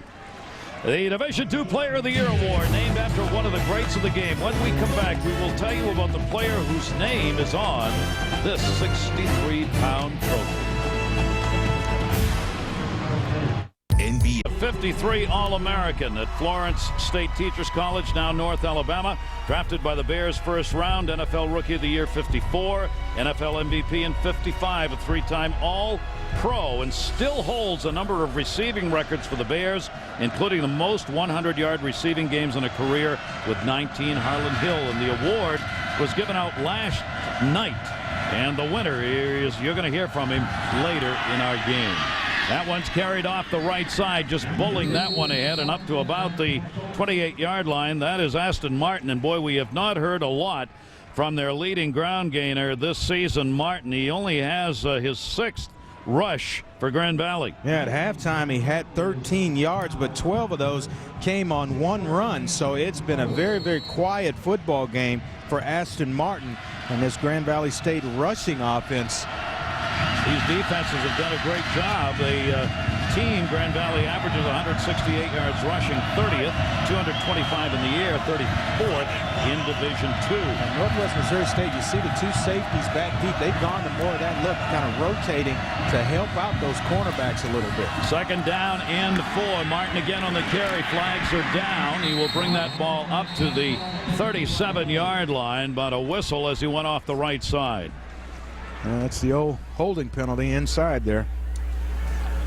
Penalties and turnovers have affected this game, as it normally does when teams are playing as tight a game as this one is. These 2 teams aren't used to playing tight games. Illegal formation on the offense. Not enough men on the line of scrimmage. 5-yard penalty. Repeat 2nd down. So the penalty will move the ball back. Kind of surprises you where the flag was thrown right in the middle of the formation. So yeah, you expected when it's in the middle of a bunch of bodies that it's going to be a hole, but they come back with a legal formation for us. That'll move the ball back to a 2nd down and 9. 2nd and 9 for Grand Valley State, number 1 team in Division II. They won this game last year. Looking nowhere to go. Finnerty, he's had to run the ball. He's got a 1st down here. And right at that 1st down marker will be hauled down by Miles Burnsides, the freshman strong safety. That'll be enough for a 1st down. He got driven back a little bit. 10-yard gain.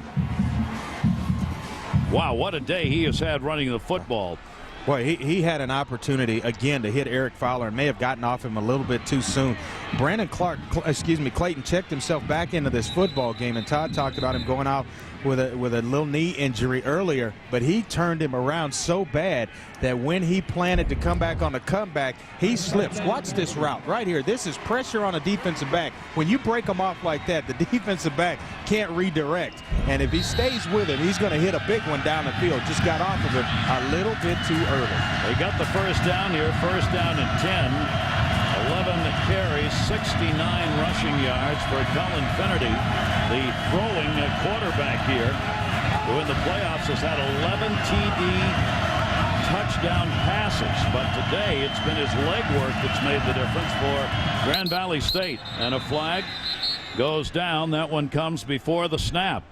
These offenses have been in sync during parts of this game, but for larger parts of it, both offenses have struggled to get it going. Well, it's penalties of some sort or something factoring its way in to kind of slow the offenses down. And for Northwest Missouri State, it's been turnovers. Ball start, number 58 on the offense. 5-yard penalty, first down. Justin Ingalls, the referee, the North Central Conference game officials working this game and getting worked on a little bit by Chuck Martin on the sideline. Yeah, it was big Sam Allen. He wants an offsides penalty on Dallas Flynn, but it was Sam Allen who just flinched enough to get the attention of the officials. And what's been remarkable about Grand Valley State's return to me to this football game has been they lost 4 of 5 offensive line starters from a year ago. You know what? Just plug in 4 more and we'll get right back. First down and 15 now. They keep heading the wrong way. That'll be carried up to the 40-yard line on a great second effort by Martin. You can see he's fired up. That was Jared Erspamer who took him down, a 12-yard gain. Yeah, he was a transfer out of Toledo, Aston Martin, and started a couple of games there. He's not real big at 5'9", 200 pounds, but he's quick. He hides well behind those big offensive linemen, and then he's got a spurt. You know, he's quick enough to where he spurts, and then he's in the open field, and you're chasing from behind. Their primary runner by a lot. He carried him 212 times during the year. 110 was second for Finnerty. Second down and 3. Finnerty fakes it, bootlegs it, wants to go deep. Did he catch him? He's got a man open. Incomplete. Pretty good foot race going on there. The official thought about the flag, then pulled his hand away, realizing that Eric Fowler wasn't going to catch that no matter what. Yeah, Fowler's coming up a little bit gimpy, and he's reaching back there for that hamstring. But you see him right here, the play action pass, he pushes off and he's going to the deep post. Right there, he stumbles enough and he's trying to regain the speed or get back to top speed. And right away, he's grabbing for the hamstring. And that is not good if you're Grand Valley State. 6 receptions, 92 yards and a touchdown for Fowler, who you saw goes to the sideline. That will bring up a 3rd down for Grand Valley. They are 3 out of 8 in the first half. 3rd down and 3 here in the conversion factor. That one is behind the line of scrimmage and driven out of bounds. Well shy of the first down. Boy, this defense can string out your attempts at carrying. Well, they're going to bring pressure, whether it's run pressure or trying to get to Cullen Finnerty. And they get tremendous penetration up the field, which changed the path of Aston Martin to bounce it outside. And then all of a sudden now you've got the edge players coming up and making plays and making sure he doesn't turn the corner and get up the field for a first down. It was Urameki out of Lee's Summit, Missouri, who moved over there and drove him out of bounds. That's going to bring up the punt. 3 punts so far, averaging about 32 yards a kick. Has to field that one on the ground. Give him his knee went down, and that's where it's going to be marked. What a turnover at the 25-yard line. I was wondering, Gary, if the official was going to catch that. He had to go down on a knee to field this punt, and you'll see it here. Just watch the left knee as he goes down. Right there, he's down. Wow. So the punting game hurts Grand Valley again. They have a problem getting the kicks off in different games because they get blocked. Now they don't even get a chance to kick it. Now if I'm Mel Churchman, I'm telling Josh Matthews, take care of the football. Don't get conservative on me. Don't clam up on me, but just take care of the football. You've got enough reps and enough games under your belt to where you know where to go with the football and time things well. Do not go late over the middle of the field. What a great chance for Northwest Missouri State to take the lead here over to the 35, down to the 20, and spun around on the tackle is Raphael Robinson, who's got the touchdown catch in this game. He's been their leading receiver today. Well, we've seen Mike Peterson come out and throw that pick route or a block out wide for Raphael Robinson. We've seen it to Kendall Wright as well. Don't be surprised if they pump fake that with him, the same formation coming down inside, and they hit the big tight end over the top. Looking here in a second down, straight ahead, stop right at the 15-yard line. Oman on the carry, Derek Jones, all-conference defensive tackle, and their leading tackler for losses. Watch Xavier Oman's right arm. Watch him right there, delivering the blow. Get off me. Boy, he's tough, isn't he? Wow. Oh, man. He is tough. He's had his 4th consecutive 100-yard rushing game today. 13th in Division II in rushing yards per game. Well, Samad Kane still feeling the effects a little bit of that train that came through, that forearm shiver that he got from Xavier Omar. See, if they got it, they did by the length of the football, so a first down. Now, this is where it has gotten very dangerous for Northwest Missouri State in this game. You know what? You stay with the running game. Keep them spread out with three receiver sets, the tight end as well, but you keep running the football and pounding them, because sooner or later that's going to take its toll later on in this football game. Big offensive linemen wearing down the front of Grand Valley State. This is where you do not want to turn this thing over again. It can be very demoralizing. It's already happened too many times today to Northwest Missouri State. They go back to pass over the middle. It is caught. The attempted strip. Boy, there's a battle for the football. I think they're going to call it a reception, but that was almost pulled away from Mike Peterson, a 7-yard gain. Caruth was in there, number 20, trying to dig it out. Right now, they like the personnel that they've caught Grand Valley State in, so they're right to the line of scrimmage trying to get a play call because they like the matchups. They've got a second down short yardage, 2nd and 3, straight ahead, second effort, still not going to be able to pick up the first down. Oman on the carry, and again, it is Caruth, the junior, who moves in and puts the hit on. Yeah, Caruth is playing some nice football, and he's matched up a couple of times in space against wide receivers and has done an excellent job there. But he's a big linebacker at 6 foot, 225 pounds. You see Mike McFadden there, the Gene Upshot Award winner from last season. So Caruth out of Saginaw, Michigan. Take a look here as they split it wide to that left side. That is Robinson, who's out there on the left. He's got a one-on-one going. A big 3rd down and 3. Straight ahead. Touchdown! Oman takes it in on the ground, and Northwest Missouri State goes back on top. What do you do, Garrett? Run the football. That's your weapon right there. You're in a close, confined area. You're getting tremendous push up front. Let's see the eyes on the draw play, holding the linebackers, allowing for the offensive linemen to engage them down the field. And it's just, all I need is a crease. If you're trying to break Xavier Oman open, just give him a crease, and he's that good to where he doesn't need a big hole, just a small crack. His 61st career touchdown. Tommy Fraber comes out for the extra point. It is up and it is good. Keep in mind, it was that failed punt that turned the football over. They ended up with a 7-yard run, and Northwest Missouri State is on top 14-10. Season rushing record in all of college football, never mind the division. He also scored 38 touchdowns. Believe it or not, even though he's only a junior, he has been named as a finalist 3 times. Amazing. Including this year. And it's impressive. You talk about over 2,700 yards, 38 touchdowns. Barry Sanders was 2,600 the year he won the Heisman. So that is outstanding. That dream come true, presented by Disney Theme Parks. Yeah, congratulations. It was definitely in order. Got ourselves a football game, a rematch of the championship game in Division II last year, won by Grand Valley State 21-17 over the team they're facing again, Northwest Missouri State. And little things matter in these kind of games, and we've seen the specialty teams of Grand Valley cost them so far. That ball taken at the 19. Catlin's got it. Catlin makes the turn and will be downed at the 31-yard line, a 12-yard return. 2 winners on the field, Todd Harris. Yeah, no question about it. I'm not one of those winners. Andre Ware, Heisman Trophy winner. Here's a Harland Hill winner, Danny Woodhead. Danny, congratulations. You get the trophy last night. What does winning this trophy mean to you personally? You know, it means a lot, just more than anything to be in the company of the other 2. And, you know, to make the top 3, it's a pretty big deal. And, you know, my teammates will cherish it a little bit more than I will, probably. Next to you from Pittsburgh State, this is Jermaine Reyes. Jermaine, congratulations on making it as one of the third finalists as we watch the play goes. You played Northwest Missouri State before. What are you seeing? If you're Grand Valley State, what do you do? Well, you're going to have to find a way to minimize the mistakes and keep that defensive front off off of Cullen, get him to his playmaker number 80, and let him make some plays. You're a senior this year, looking forward to playing on Sundays? Yes, sir. Absolutely. And guys, you got to check this out. Danny Woodhead, is he a politician or what? Check out the hat. He knows what hat to wear when he comes to Bama. That's right. My player hosts, they ended up getting it for me.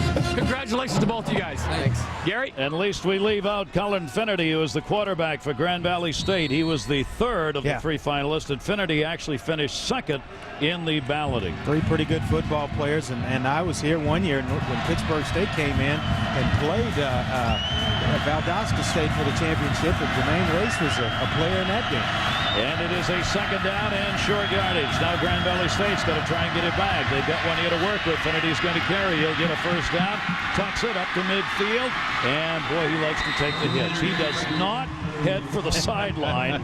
He's down at about the 43. Brandon Clayton has tackled him about 3 times, and that'll be good for an 18-yard gain. He's got 86 yards on the ground now. And if I'm Chuck Martin, I put a stop to that right now. Get yourself out of bounds. You're not going any further, and now it's a decision whether you can step out of bounds or engage in the contact. I don't want you to engage in the contact. Go ahead and step out of bounds. Now, if you need it for a first down, that's different. But right there in that situation, step out of bounds and get yourself down. I need you for the rest of the game. That's right. First down at 10. Grand Valley State moves into Northwest Missouri territory here. Finnerty will hand that one off. They love to go to that right side. That's where they feel their offensive line is strongest. Not a lot there, though, as he's brought down. Martin is for up to the 40-yard line. Gain maybe of 3. Keep in mind, this Northwest Missouri State defense has not had a 100-yard rusher against them in the last 18 games. Right now, Finnerty, the quarterback of all things, is threatening to go 100 yards in a game, something nobody has done in the last 18 against Northwest Missouri State's defense. And, you know, he's fast enough where they've got receivers and they've got Northwest Missouri State spread out that if there's going to create some huge running lanes for him, and he's taking advantage of it. They've got Martin on the near side. He's going to get hit, not sacked. He'll carry it again, 35, 30, cuts back inside to the 27-yard line, a 12-yard gain, Cullen Finnerty. Well, when you talk to Scott Bostic, the defensive coordinator, and he said he wanted to slow down. The keys for him were to slow down this Grand Valley State offense. Well, he's pretty much done that in this football game so far. Make Cullen Finnerty move. He's done that as well. Mix the coverages, so-so, and then tackle well, which they have not done in this football game. Finnerty looking deep, goes over the middle, and is caught. No, incomplete. Antoine Trent gave it the good scoop try, but both officials nearest the play signaled incomplete. Well, it looks like number 46, Jared Erspamer, just barely gets a hand on the football and kind of gets that one. Now, actually, it's Dustin Conrad dropping it from that inside linebacker position and just barely getting enough of a hand on the football. Now, keep in mind, this is reviewable, and this, even though Division II does not use replay during the year, they are using it here in the playoffs. So this play is being reviewed. And that's a catch. And once the snap goes, it's the end of the review. So they called it incomplete. The video replay officials have not called down, and so wait, everybody moving. We may have a little more time because of this penalty, but it was Jared Erspamer who got a little bit of a fingernail on that football. Start. Number 64 in the offense. 5-yard penalty, second down.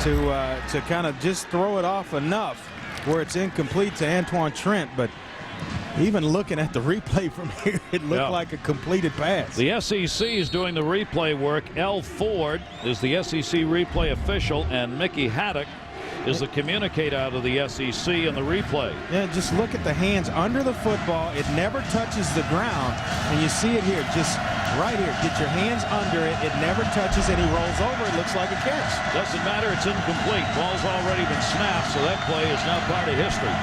It is a second down, long yardage, 16. Big rush, and he's going to get sacked. Finnerty goes down all the way back to the 44-yard line. The sack made by Sean Paddock, a freshman end.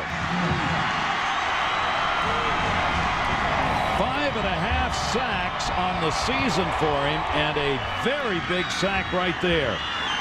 So Finnerty is taken down, and this tough Northwest Missouri State defense continues to have a very impressive championship game. Yeah, they say he may be the best athlete of all the defensive linemen, just a redshirt freshman, good size at 6'2", 255, and there he ran a nice little ET stunt where the end goes behind the tackle, and he had a free run at Cullen Finnerty. Now some really long yardage. 3rd and 25, looking downfield, going for it. It's off the fingers. Oh my gosh, how can that not be intercepted? Well, you won't want to look at that again.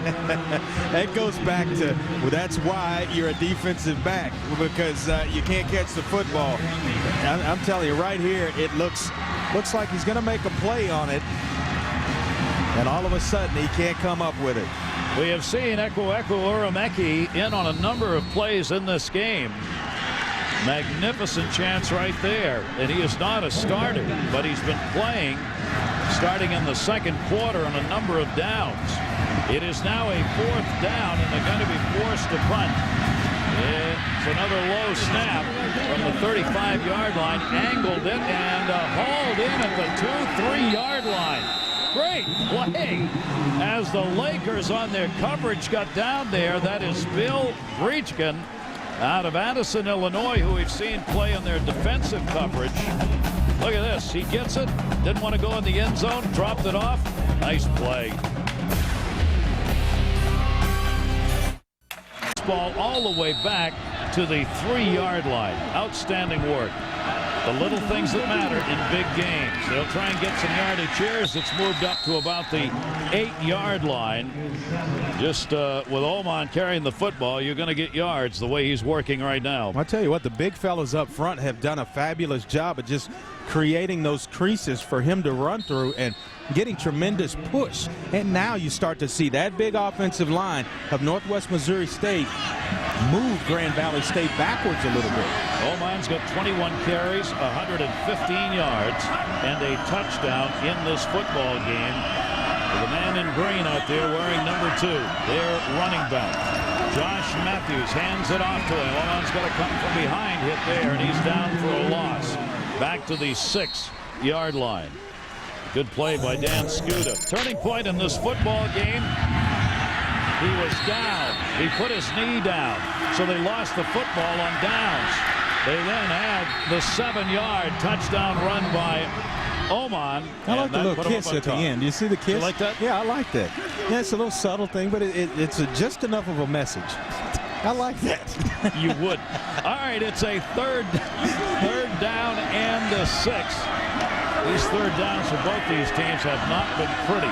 3 for 7 in third down conversions for the Bearcats today. Dangerous territory. Going to put it up in the air over the middle. It is caught, but it's not enough for a first down at the 11-yard line. Kendall Wright is hauled down. Good coverage again by that secondary. Well, it's going to be. It looks like it's just short. And once again, we talk about the delivery point of the release point of a quarterback, and it's not ideal all the time. Sometimes you just have to find a little alley to throw through, and it's around guys, over guys, and you see him there. Little sidearm, quick release out to Kendall Wright. Now will come the charge. See what they want to do here. It's 4th down and about a yard in the end zone. That kick got rid of it. It does not go very far. The roll does go in their favor. It'll be down to the 36-yard line. A 25-yard kick, and Grand Valley State has got some great field position. The Division II championship game. Grand Valley State number 1, Northwest Missouri State number 2. American extremely explosive. We love the mascot. That's the Laker mascot. Yeah, he is pretty funny. Fits the Great Lakes. It does. It really does. Oh, you see there, just outstanding last week. 6 touchdown passes. This is the best starting position that they have had as they've got a first down at 10 in Northwest Missouri State territory. They've been trying to run the football, and they'll take this one down to the 31-yard line. Martin, their senior. Yeah, he has had some tough sledding in this football game and not a lot of carries in the first half. Let's get on to Todd Harris. Todd. Well, Gary, the Lakers may unfortunately have to turn to their running game. Now, normally that is not their bread and butter, but Joe Wolscheid, their starting right guard, he is out for the rest of the game with that left knee. And Eric Fowler, the big-time receiver, he's on the sideline. They're trying to get that hamstring loosened up, but he is in a lot of pain. Boy, those are two big losses right there. So the closing in on 100 yards receiving in this football game. Finnerty back to the near side, wide open at the 20-yard line and down to the 15. Nobody picked up on the near side. The short receiver who's just come into the football game, Preston Garris. Well, they blitz Chris Termini from this side right here, and they go right to the vacated area. He leaves, and now experience tells me when a guy leaves an area, I'm going to have a receiver sitting down there wide open, and a good job of squaring up, showing the numbers, and getting the football out and delivered. Preston Garris, who had only 8 receptions during the year, got that last one. We've completed 3 quarters. The matchup of 1 and 2, it is right on schedule for a nail-biting finish. 1 quarter to go for a champion in Division II.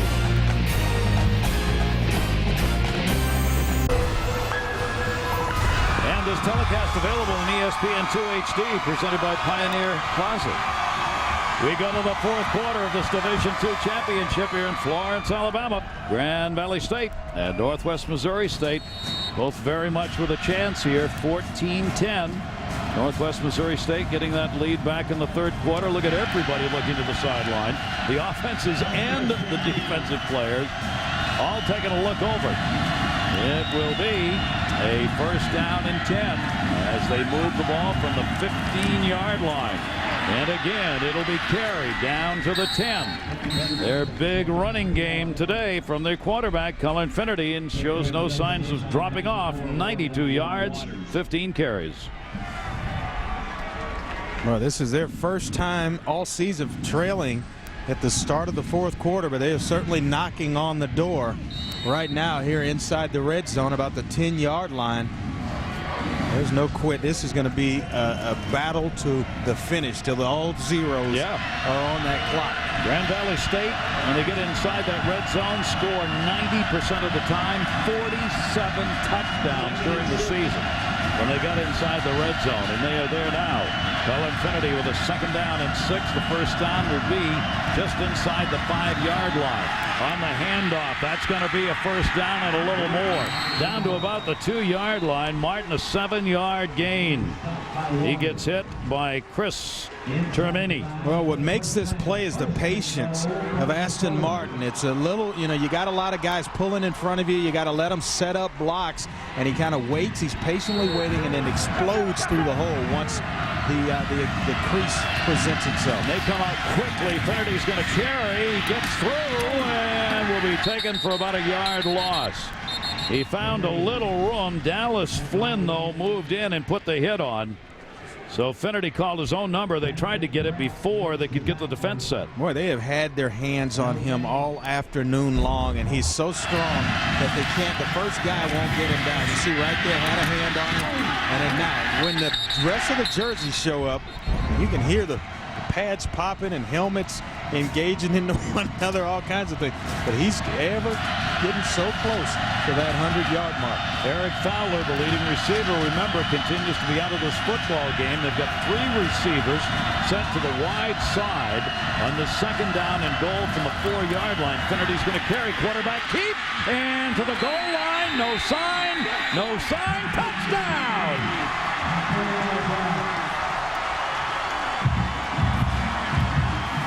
Well, this is just taking it on your shoulders right here. The quarterback of this football team, and you see him kind of grimacing. That guy, he's a little sleepy, but right here, he's certainly providing some excitement. Cullen Finnerty, and he takes a couple of shots going into the end zone here. But this is where they really like him. I talked to Chuck Martin yesterday. He said, look, we're going to try to isolate a receiver one-on-one. If it's not there, we're going to run the quarterback. And Cullen Finnerty has really stepped up. That is his 8th rushing TD for the quarterback. The extra point kick is up by Todd Carter, and it is good. Unsung hero for that TD is Bill Brejska. Down the punt, set up the drive, on they went. They're on top by 3. defending it against the team they beat last year. A rematch here in Florence, Alabama. And what a football game as we go back and forth. Finnerty now 11 for 27 passing, but 95 yards and a touchdown rushing. I mean, it's been one of those deals. We expected a good football game. We just expected it in a different manner. We thought it was going to be one of those high-scoring matchups where the offenses were just up and down the field. Well, it's been a little bit different, but yet still entertaining. And a long way to go to the finish. Carter and the kick boots that one well into the end zone. Going to let that. No, he takes it on the hop. Up to the 10, the 15, and down hard at the 20-yard line. E.J. Faulkner likes to live dangerously, and he did right there. Their speedster makes it pay off, though. At least he got it back out to the 20. Boy, Cullen Finnerty has really taken this team on his shoulders, and you look at it, and he's 13-1 in the playoffs. And he's played in 3 of the last 4 championships. When he gets here, undefeated, 2-0 as the quarterback of this Grand Valley State football team. So right now, you see the running and putting his body out there and all that. He wants to go 3-0, and that's amazing. 3 championships in your college career. I'm not talking about playoff appearances. I'm talking about championships. Now, Northwest Missouri State will have the football. They're going to talk about positioning here. That ball hit into the end zone, then was played on the first hop. So the officials are talking about where this football ought to be. It actually was brought out to the 20-yard line. It's going to be the 20-yard line anyway, so that's where it's going to be. It's just a question of whether or not the return is allowed or whether or not it was called in the end zone on the hit. And the replay officials do get involved in this one. Yeah, we get the official word here. The ball hit untouched in the end zone, making it a touchback. The first down and 10 from the 20. Please reset the clock to 13 minutes. 13 minutes, please.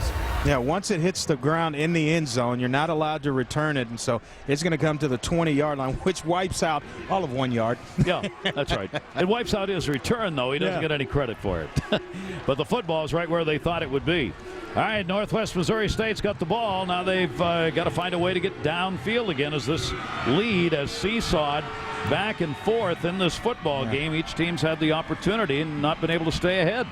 Here's a little question for you. Do you know this, as we mentioned, is the 21st consecutive time this Division II championship is being played here in Florence.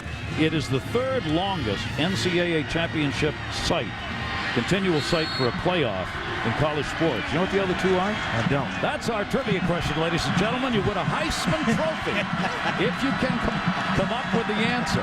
It's not even sponsored. Why am I doing that? All right. A little screen play near side at the 20 up to the 25-yard line. And Oman has made a world of difference in this game. We'll take it out to the 30. Depends on the spot as to whether or not they will credit him with the first down. Since we run out of time on everything, let me get this in. Number 1, Omaha for the College Baseball World Series is the longest running continual site. And second is Montgomery, Alabama for the Division II Baseball Championship. Wow. I did not know that. I didn't know that. Now you do. All right, carried straight ahead, and at the 33-yard line, Oman has just taken over this offense now. He's the one carrying the football. Yeah, he's the guy that's going to carry the mail to the finish here, so to speak, and rely on those big offensive linemen. I don't think they're going to take a chance. Coach Churchma not going to take any gambles at this point in the game. It's so close, getting later and later in this football game. You want to go to your bell cow, and that is Xavier Oman. He's rushed 23 times for 118 yards, has a touchdown, and everybody moving. Grand Valley saying they were drawn off. Full start, number 71 in the offense. 5-yard penalty, first down. They were. The big junior Reed Kirby, a transfer out from Kansas. And he was actually just kind of out of football, quit after his freshman year there. And then the coaches here at Northwest Missouri State did a pretty good job of recruiting him, convinced him to come back and come on in and play. And he's been steady up front for him this season. Only the 3rd penalty against the Bearcats in this game. Will move it back for a first down now and 15. Josh Matthews in the pocket, dumps it over the middle. It's caught, 30-yard line. And you got to have some gumption, folks, to hang on to that football. Kendall Wright is hung out to dry, but he got down on the ground. Yeah, Kirk Carruth, once again, the redshirt freshman making a play. You see him trying to drag underneath coverage, but there's some pretty good linebackers, and you can hear it. And Beatty waiting in there, as well as Kirk Carruth. And another dangerous throw from Josh Matthews. Don't throw it high on an underneath route across the middle. And it will bring up, and they've got to have possession, keep in mind, a long second down and 13 out of the shotgun Matthews. They're going to try and run it on the draw. And down to the 40-yard line, not enough for a first down. Oman again on the carry. This time it'll be good enough for 9 yards, and there's McFadden on the hit. He's been kind of quiet lately. I expected to call his name a lot more. Mike McFadden, a big presence inside. Last year's Gene Upshaw Award winner. He had 19 sacks a year ago. He's only got 7 coming into this season. But he was an All-American last year and been relatively quiet. Another Upshaw finalist. He's a little All-American as well as being All-Conference. And an enormous third down play right here for Northwest Missouri State. 3 for 8, third down conversion. Under center, over the middle, first down. Gotta have it.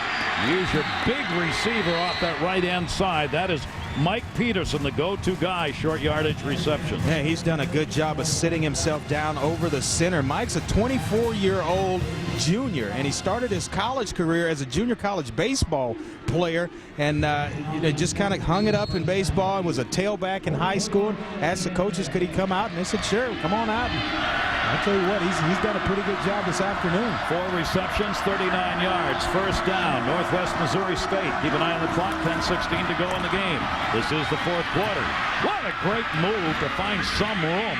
He gets driven back to the other side of the 50-yard line. He'd actually moved it up to about the 48, and then they knocked him back another 4 yards, as that was Buster Larkins on the hit. Well, you talk about the good move. You got to have one of two, or actually a couple of things to do that. You got to have great vision as a runner, and then you got to have the footwork to go along with it. Sometimes your mind tells you to make the move, but the body doesn't go with it. He's got both. He's got the great vision and the footwork to make guys miss and then get himself started again. It'll bring up a second down and long yardage. Curling out, big rush, and a huge sack all the way back to the 41. That is Anthony Adams, their leading tackler, and a loss of 9. Well, he came in with 1.5 sacks on the season, and they call big Anthony Adams the playmaker. Double A is his nickname, and you're going to see him right here kind of show up. You see McFadden right there applying the pressure, but it's number 4 that comes in and cleans up everything defensively for Grand Valley State. The second sack came close to grabbing the face mask as he was down, maybe, before he grabbed it. Anyway, no call. You know my saying, it's not speeding until you get pulled over. There you go. Third down and 16. Northwest Missouri State needs this football. Matthews looking over the middle of midfield. That is caught down at the 48. It would be well shy of a first down. Kendall Wright on the catch, moves it into Grand Valley State territory, but it's going to be a fourth down. Catch the NCAA Division III Football Championship, ESPN HD. It comes your way today. It will be at 4 o'clock Eastern Time. Mount Union and Wisconsin Whitewater for Eastern Division III. They're going to go. Wow. With 8:20 to go. It is a fourth down. It's the backup quarterback, one of the backup quarterbacks. They got the punter in there. They got the punter in there. It was standing back to take the snap, but short on the snap. Yeah, he's also a backup quarterback as well. So they were trying to kind of quick snap Grand Valley State, and he was not in the punter depth, which is about, a little bit further back than he was. He was more of a shotgun type. We got a Division II championship on the line right now. Grand Valley State defending that championship they won last year. And now he's back to about punter depth. Is where he needs to be. No big rush put on and a very short kick. And it will take a bounce for him inside the 20-yard line, out of bounds at the 17-yard line. A 30-yard kick. And all in all, Johnson got that one where he wanted it to be, inside the 20-yard line. Well, if you're Grand Valley and you have the lead at 17-14 and you need to work some of this clock, which about 8 minutes, a little over 8 minutes left in this football game, you got to find a way to get Aston Martin going just a little bit. You got to run some clock, get the football on the ground, but protect it. Infinity's another option. You keep people spread out and you want to protect the football, just go ahead and continue to run it with him. Grand Valley State has the lead. Infinity right now has been the MVP of this football game. Grand Valley State, because of the way he has been able to run the football, sends an extra receiver over here to the near side on this 1st and 10. Goes up to that line of scrimmage, probably on another checkoff. And the senior on the handoff, carried to the near side, and a big loss back to the 12-yard line. Termini that back there and put the hit on. This Northwest Missouri State defense has been mighty impressive in this football game in the way they've held them down. Can they do it again and get it back? I think so, and they're going to have to at this point in the football game. Right now, you don't want to give up a 1st down or 2 because of the field position, and you don't want to have a long field to go. You hold right here, you're going to get the football with some pretty good field position. If you're Grand Valley State, then now you got to run the ball and try to kill some clock as well as get 1st downs. They've got the loss of yardage here. Blake Smolin comes in, a wide receiver, extra receiver. It is a 2nd down and 15 after that loss of yardage. They'll work out of the gun. Infinity takes a low snap right off his ankles, puts one down the middle. That is going to be caught at midfield. Big time catch by Terry Mitchell. And a fumble, and it's Northwest Missouri with a football. How about that? A great catch. Tyler Martin, though, found the loose football after a 43-yard pass play. Boy, Terry Mitchell makes one heck of a grab here. You're going to see the switch route. They exchange positions, and he finds an open seam up the middle. Right there, it's a catch. He's coming down. The football doesn't put it away. I agree with the official. I think it's a fumble. I think they're going to have to look at this. Look at it. It's coming out right there. It is a fumble. Excellent call on the part of the official. We have the luxury of seeing it in a replay. It's going 100 miles an hour when the official makes the call. It's being juggled. It comes out. It is a fumble. You see the ball loose right there. It is out. He comes down, the body hits, the ball comes behind it. Fumble. Now remember, they do not use replay in Division II. They are using it here in the playoffs. Every play, just like in Division I, is reviewed. On this case, this is going to stop the game. The referee wants to come over, and they will look and see if the call stands. Another thing that tells me it's a fumble, watch the body language of Terry Mitchell. When he came off the field, he didn't argue. He didn't put up a gripe with the official. He knew right away that this was a fumble. Trying to put 2 hands on it, but he's juggling it at that point. The ball comes out. I think it's a fumble, Gary. In order to overturn the call on the field, you must have indisputable, irrefutable video evidence right there that the call was wrong. Yeah. Now, unless you have that, the call on the field stands. The call on the field is it was a fumble. So L. Ford out of the SEC, the replay official, is now looking at all of the angles that you're looking at, and he will decide whether or not the ruling stands. And it obviously is a very big call. Quick call. So usually when it's quick, it stands. Video evidence confirms the call on the play.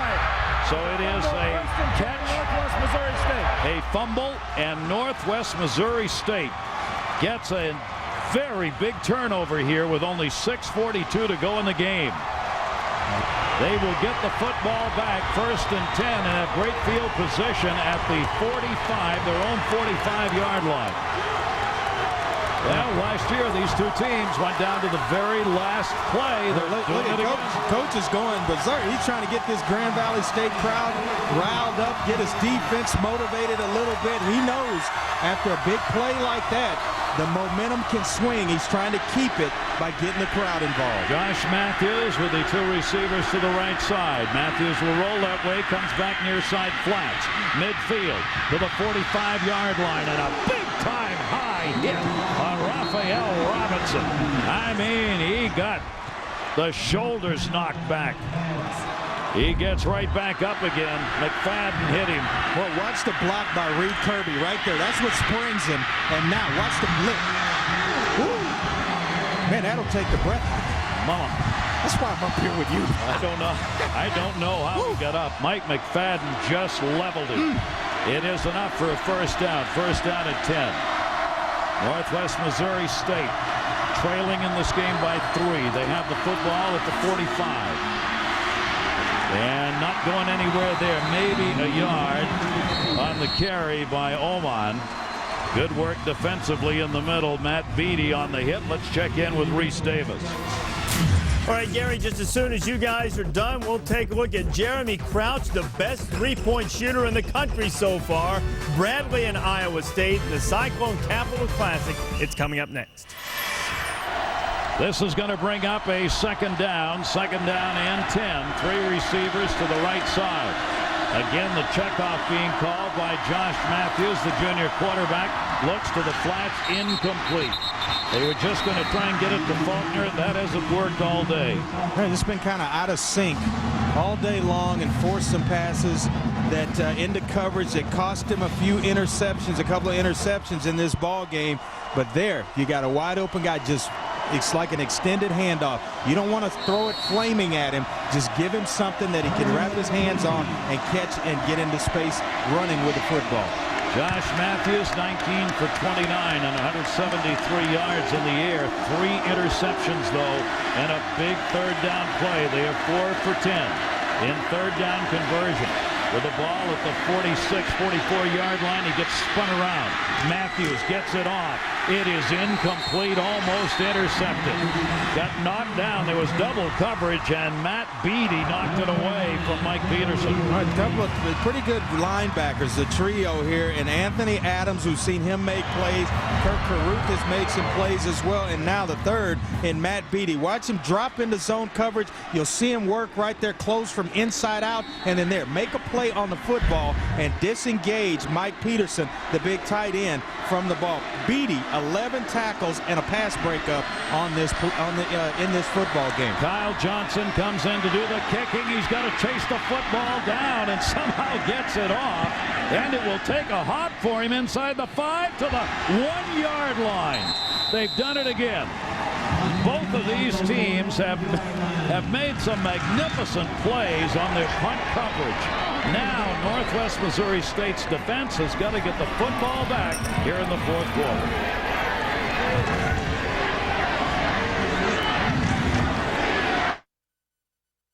This way with Cullen Finnerty right here running the football and working himself outside the pocket. And this is a way to protect it where you're not turning it over, you're not taking a gamble and turning the ball over inside your own end of the field, and here making plays with his legs.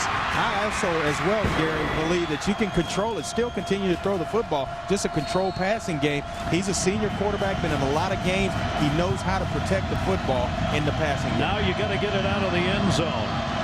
As the Northwest Missouri State D will go after Finnerty in that end zone. He's going to get the pass to the flats. Dangerous.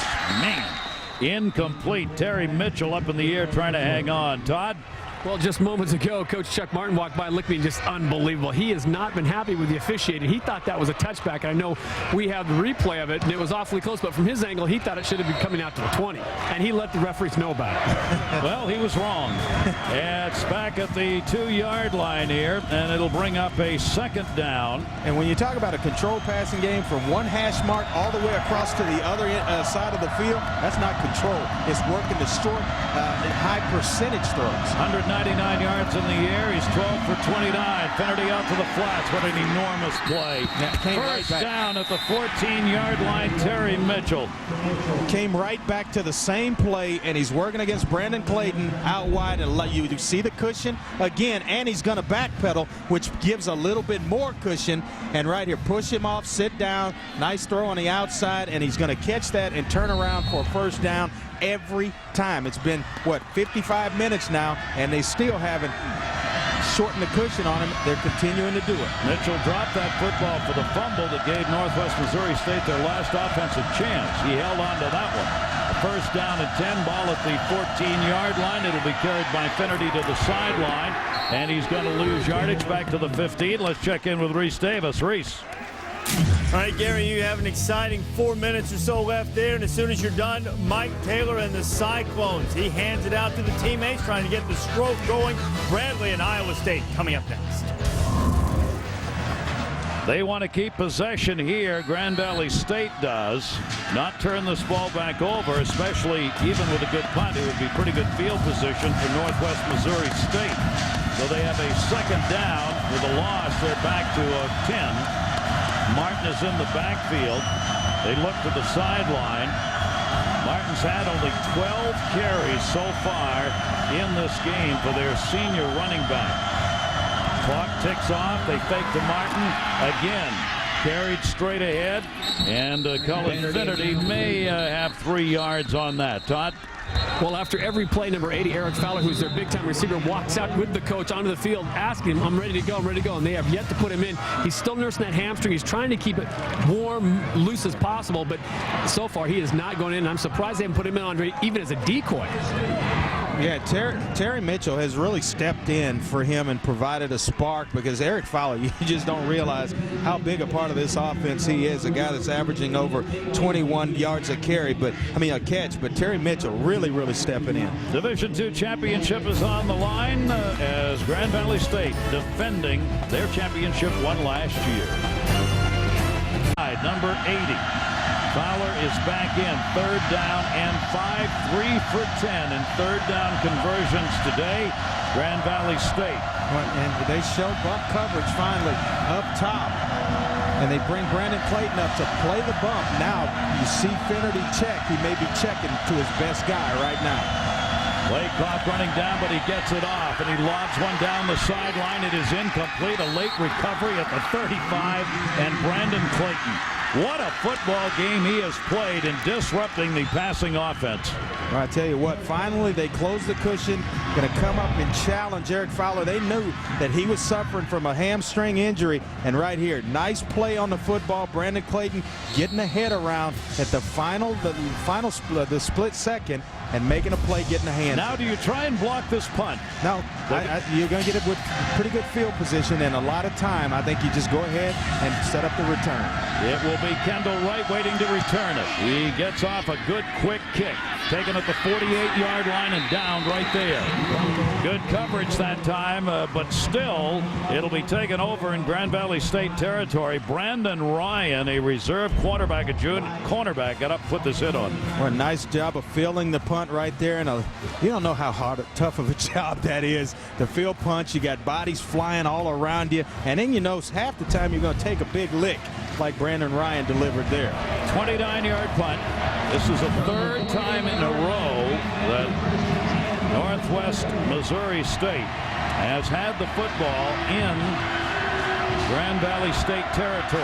Now they've got the clock to fight as well. 1st down and 10. Matthews to the flats. Oh my gosh. You talk about a dangerous pass. Kurt Carruth came in and cut that off. If that gets intercepted, it's see you in the end zone. Yeah, it's been run enough to now he recognizes the formation. He sees Mike Peterson pull out to kick out on the corner to that side, and now it's his responsibility to disrupt the pass out to Kendall Wright, and he does a great job of timing things up just right and getting himself involved in the play. If you're Northwest Missouri State, you want a touchdown in the lead, but at this point, if you have to take a field goal and get it tied up, you'll do that, but you've got to get within range. Matthews goes under center with 2 backs. They run the fullback draw. No, he's still got it. Moves up, dumps it off, wide open at the 30, and fumbles the football, and it's recovered by Grand Valley State. That is Phil Brecken again. Yeah, Bill Brecken has been all over the place. He's had 2 interceptions, down in the ball inside the 5-yard line on a punt, just everywhere making plays, and now a fumble recovery to go along with it. The 4th Northwest Missouri State turnover. They have been so costly in this football game, and Grand Valley's been able to come up with them, none bigger than that. Still got a lot of time left. Over 3 minutes in the football game, and you've got 2 timeouts. Boy, excellent job of stripping it out of there and then playing team defense, rallying and jumping on the football. He is somewhat excited in his mode of green. It was Matt Beatty who got over there and helped strip that football away. And now possession with 3:05 left to go, and the clock continuing to run. Cullen Finnerty may do the same, continue to run. 1st down and 10. Ball at the 21-yard line. That's just what he does. Finnerty turns. He doesn't want to go out of bounds. Wants to keep that clock going. He had that ball almost come loose is stopped, and a timeout will be taken. So the Northwest Missouri State's got to use a timeout here with 2:46 left to go. They've got one timeout remaining.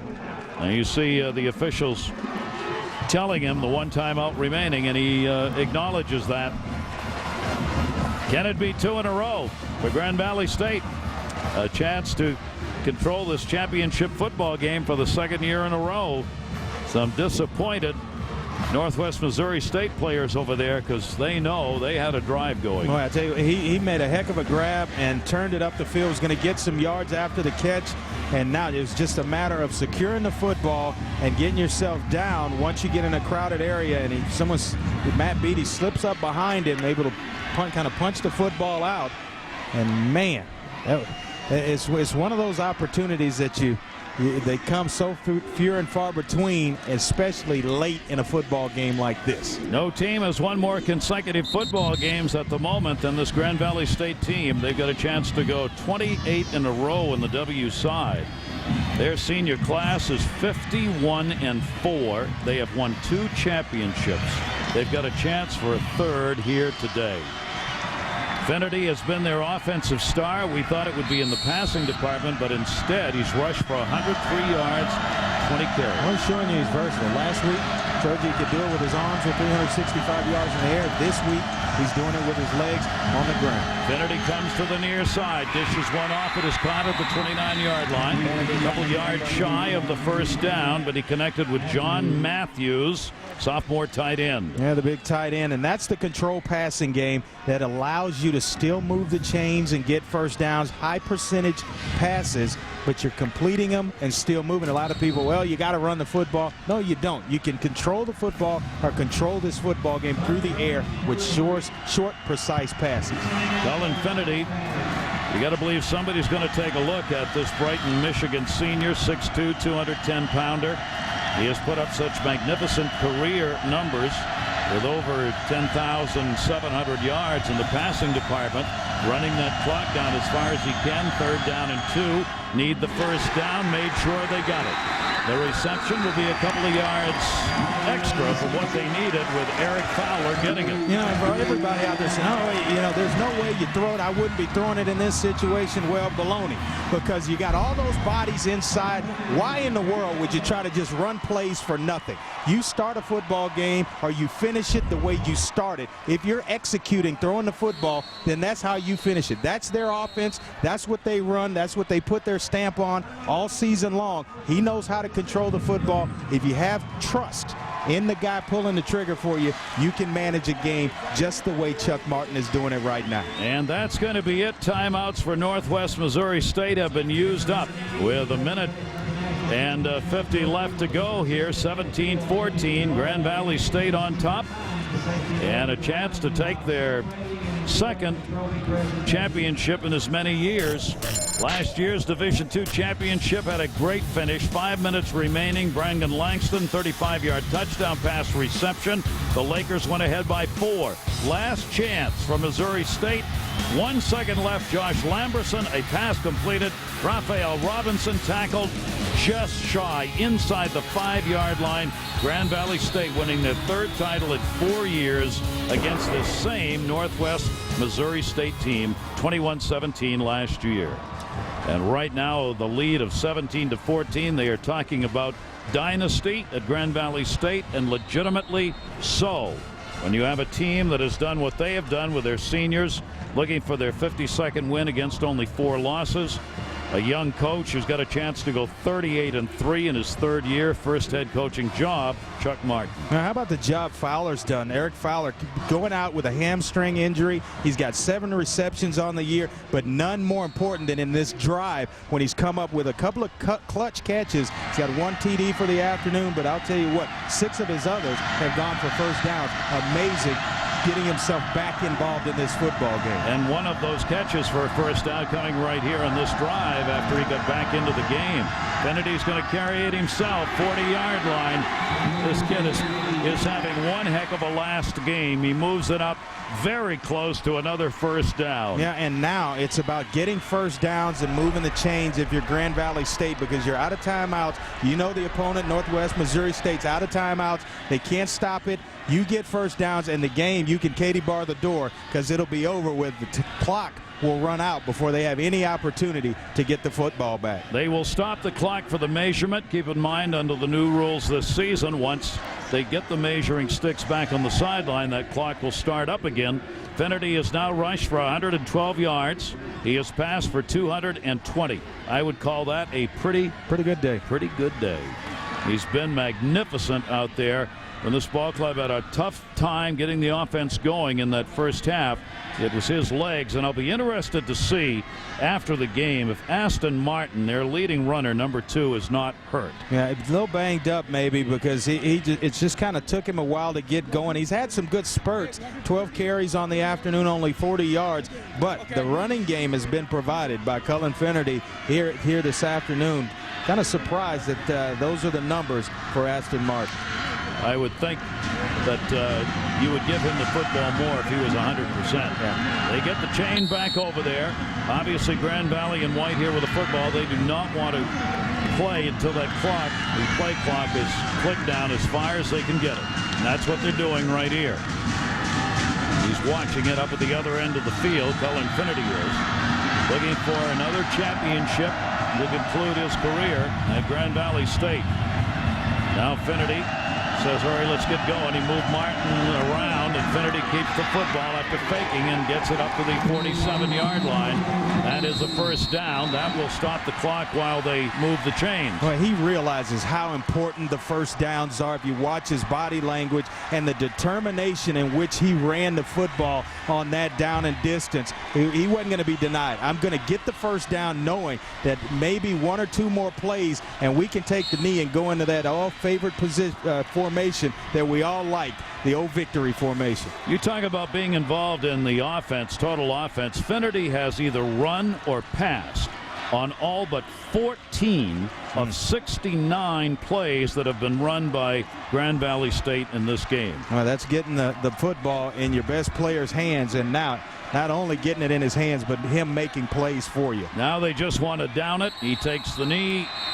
Martin gives a little shiver block there. Clock will continue to run. 40 seconds left to go. Grand Valley State is about to beat Northwest Missouri State for the second time in 2 years. 21-17 last year and 17-14 this year.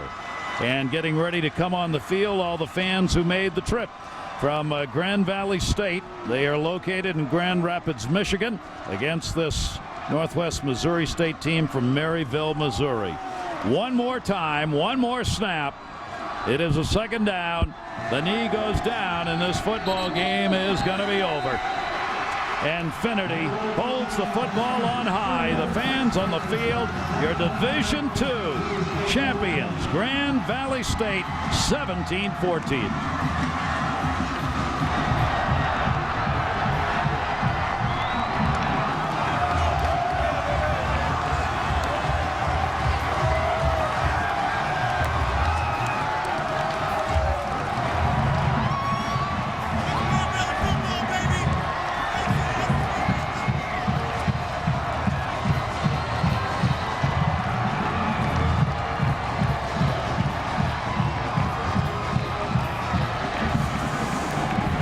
Let's get downstairs. Todd Harris. Todd. Well, a very happy Coach Chuck Martin. Coach, what does this win mean to you guys as the defending champions? It's unbelievable, especially beat that team. It was the same way last year.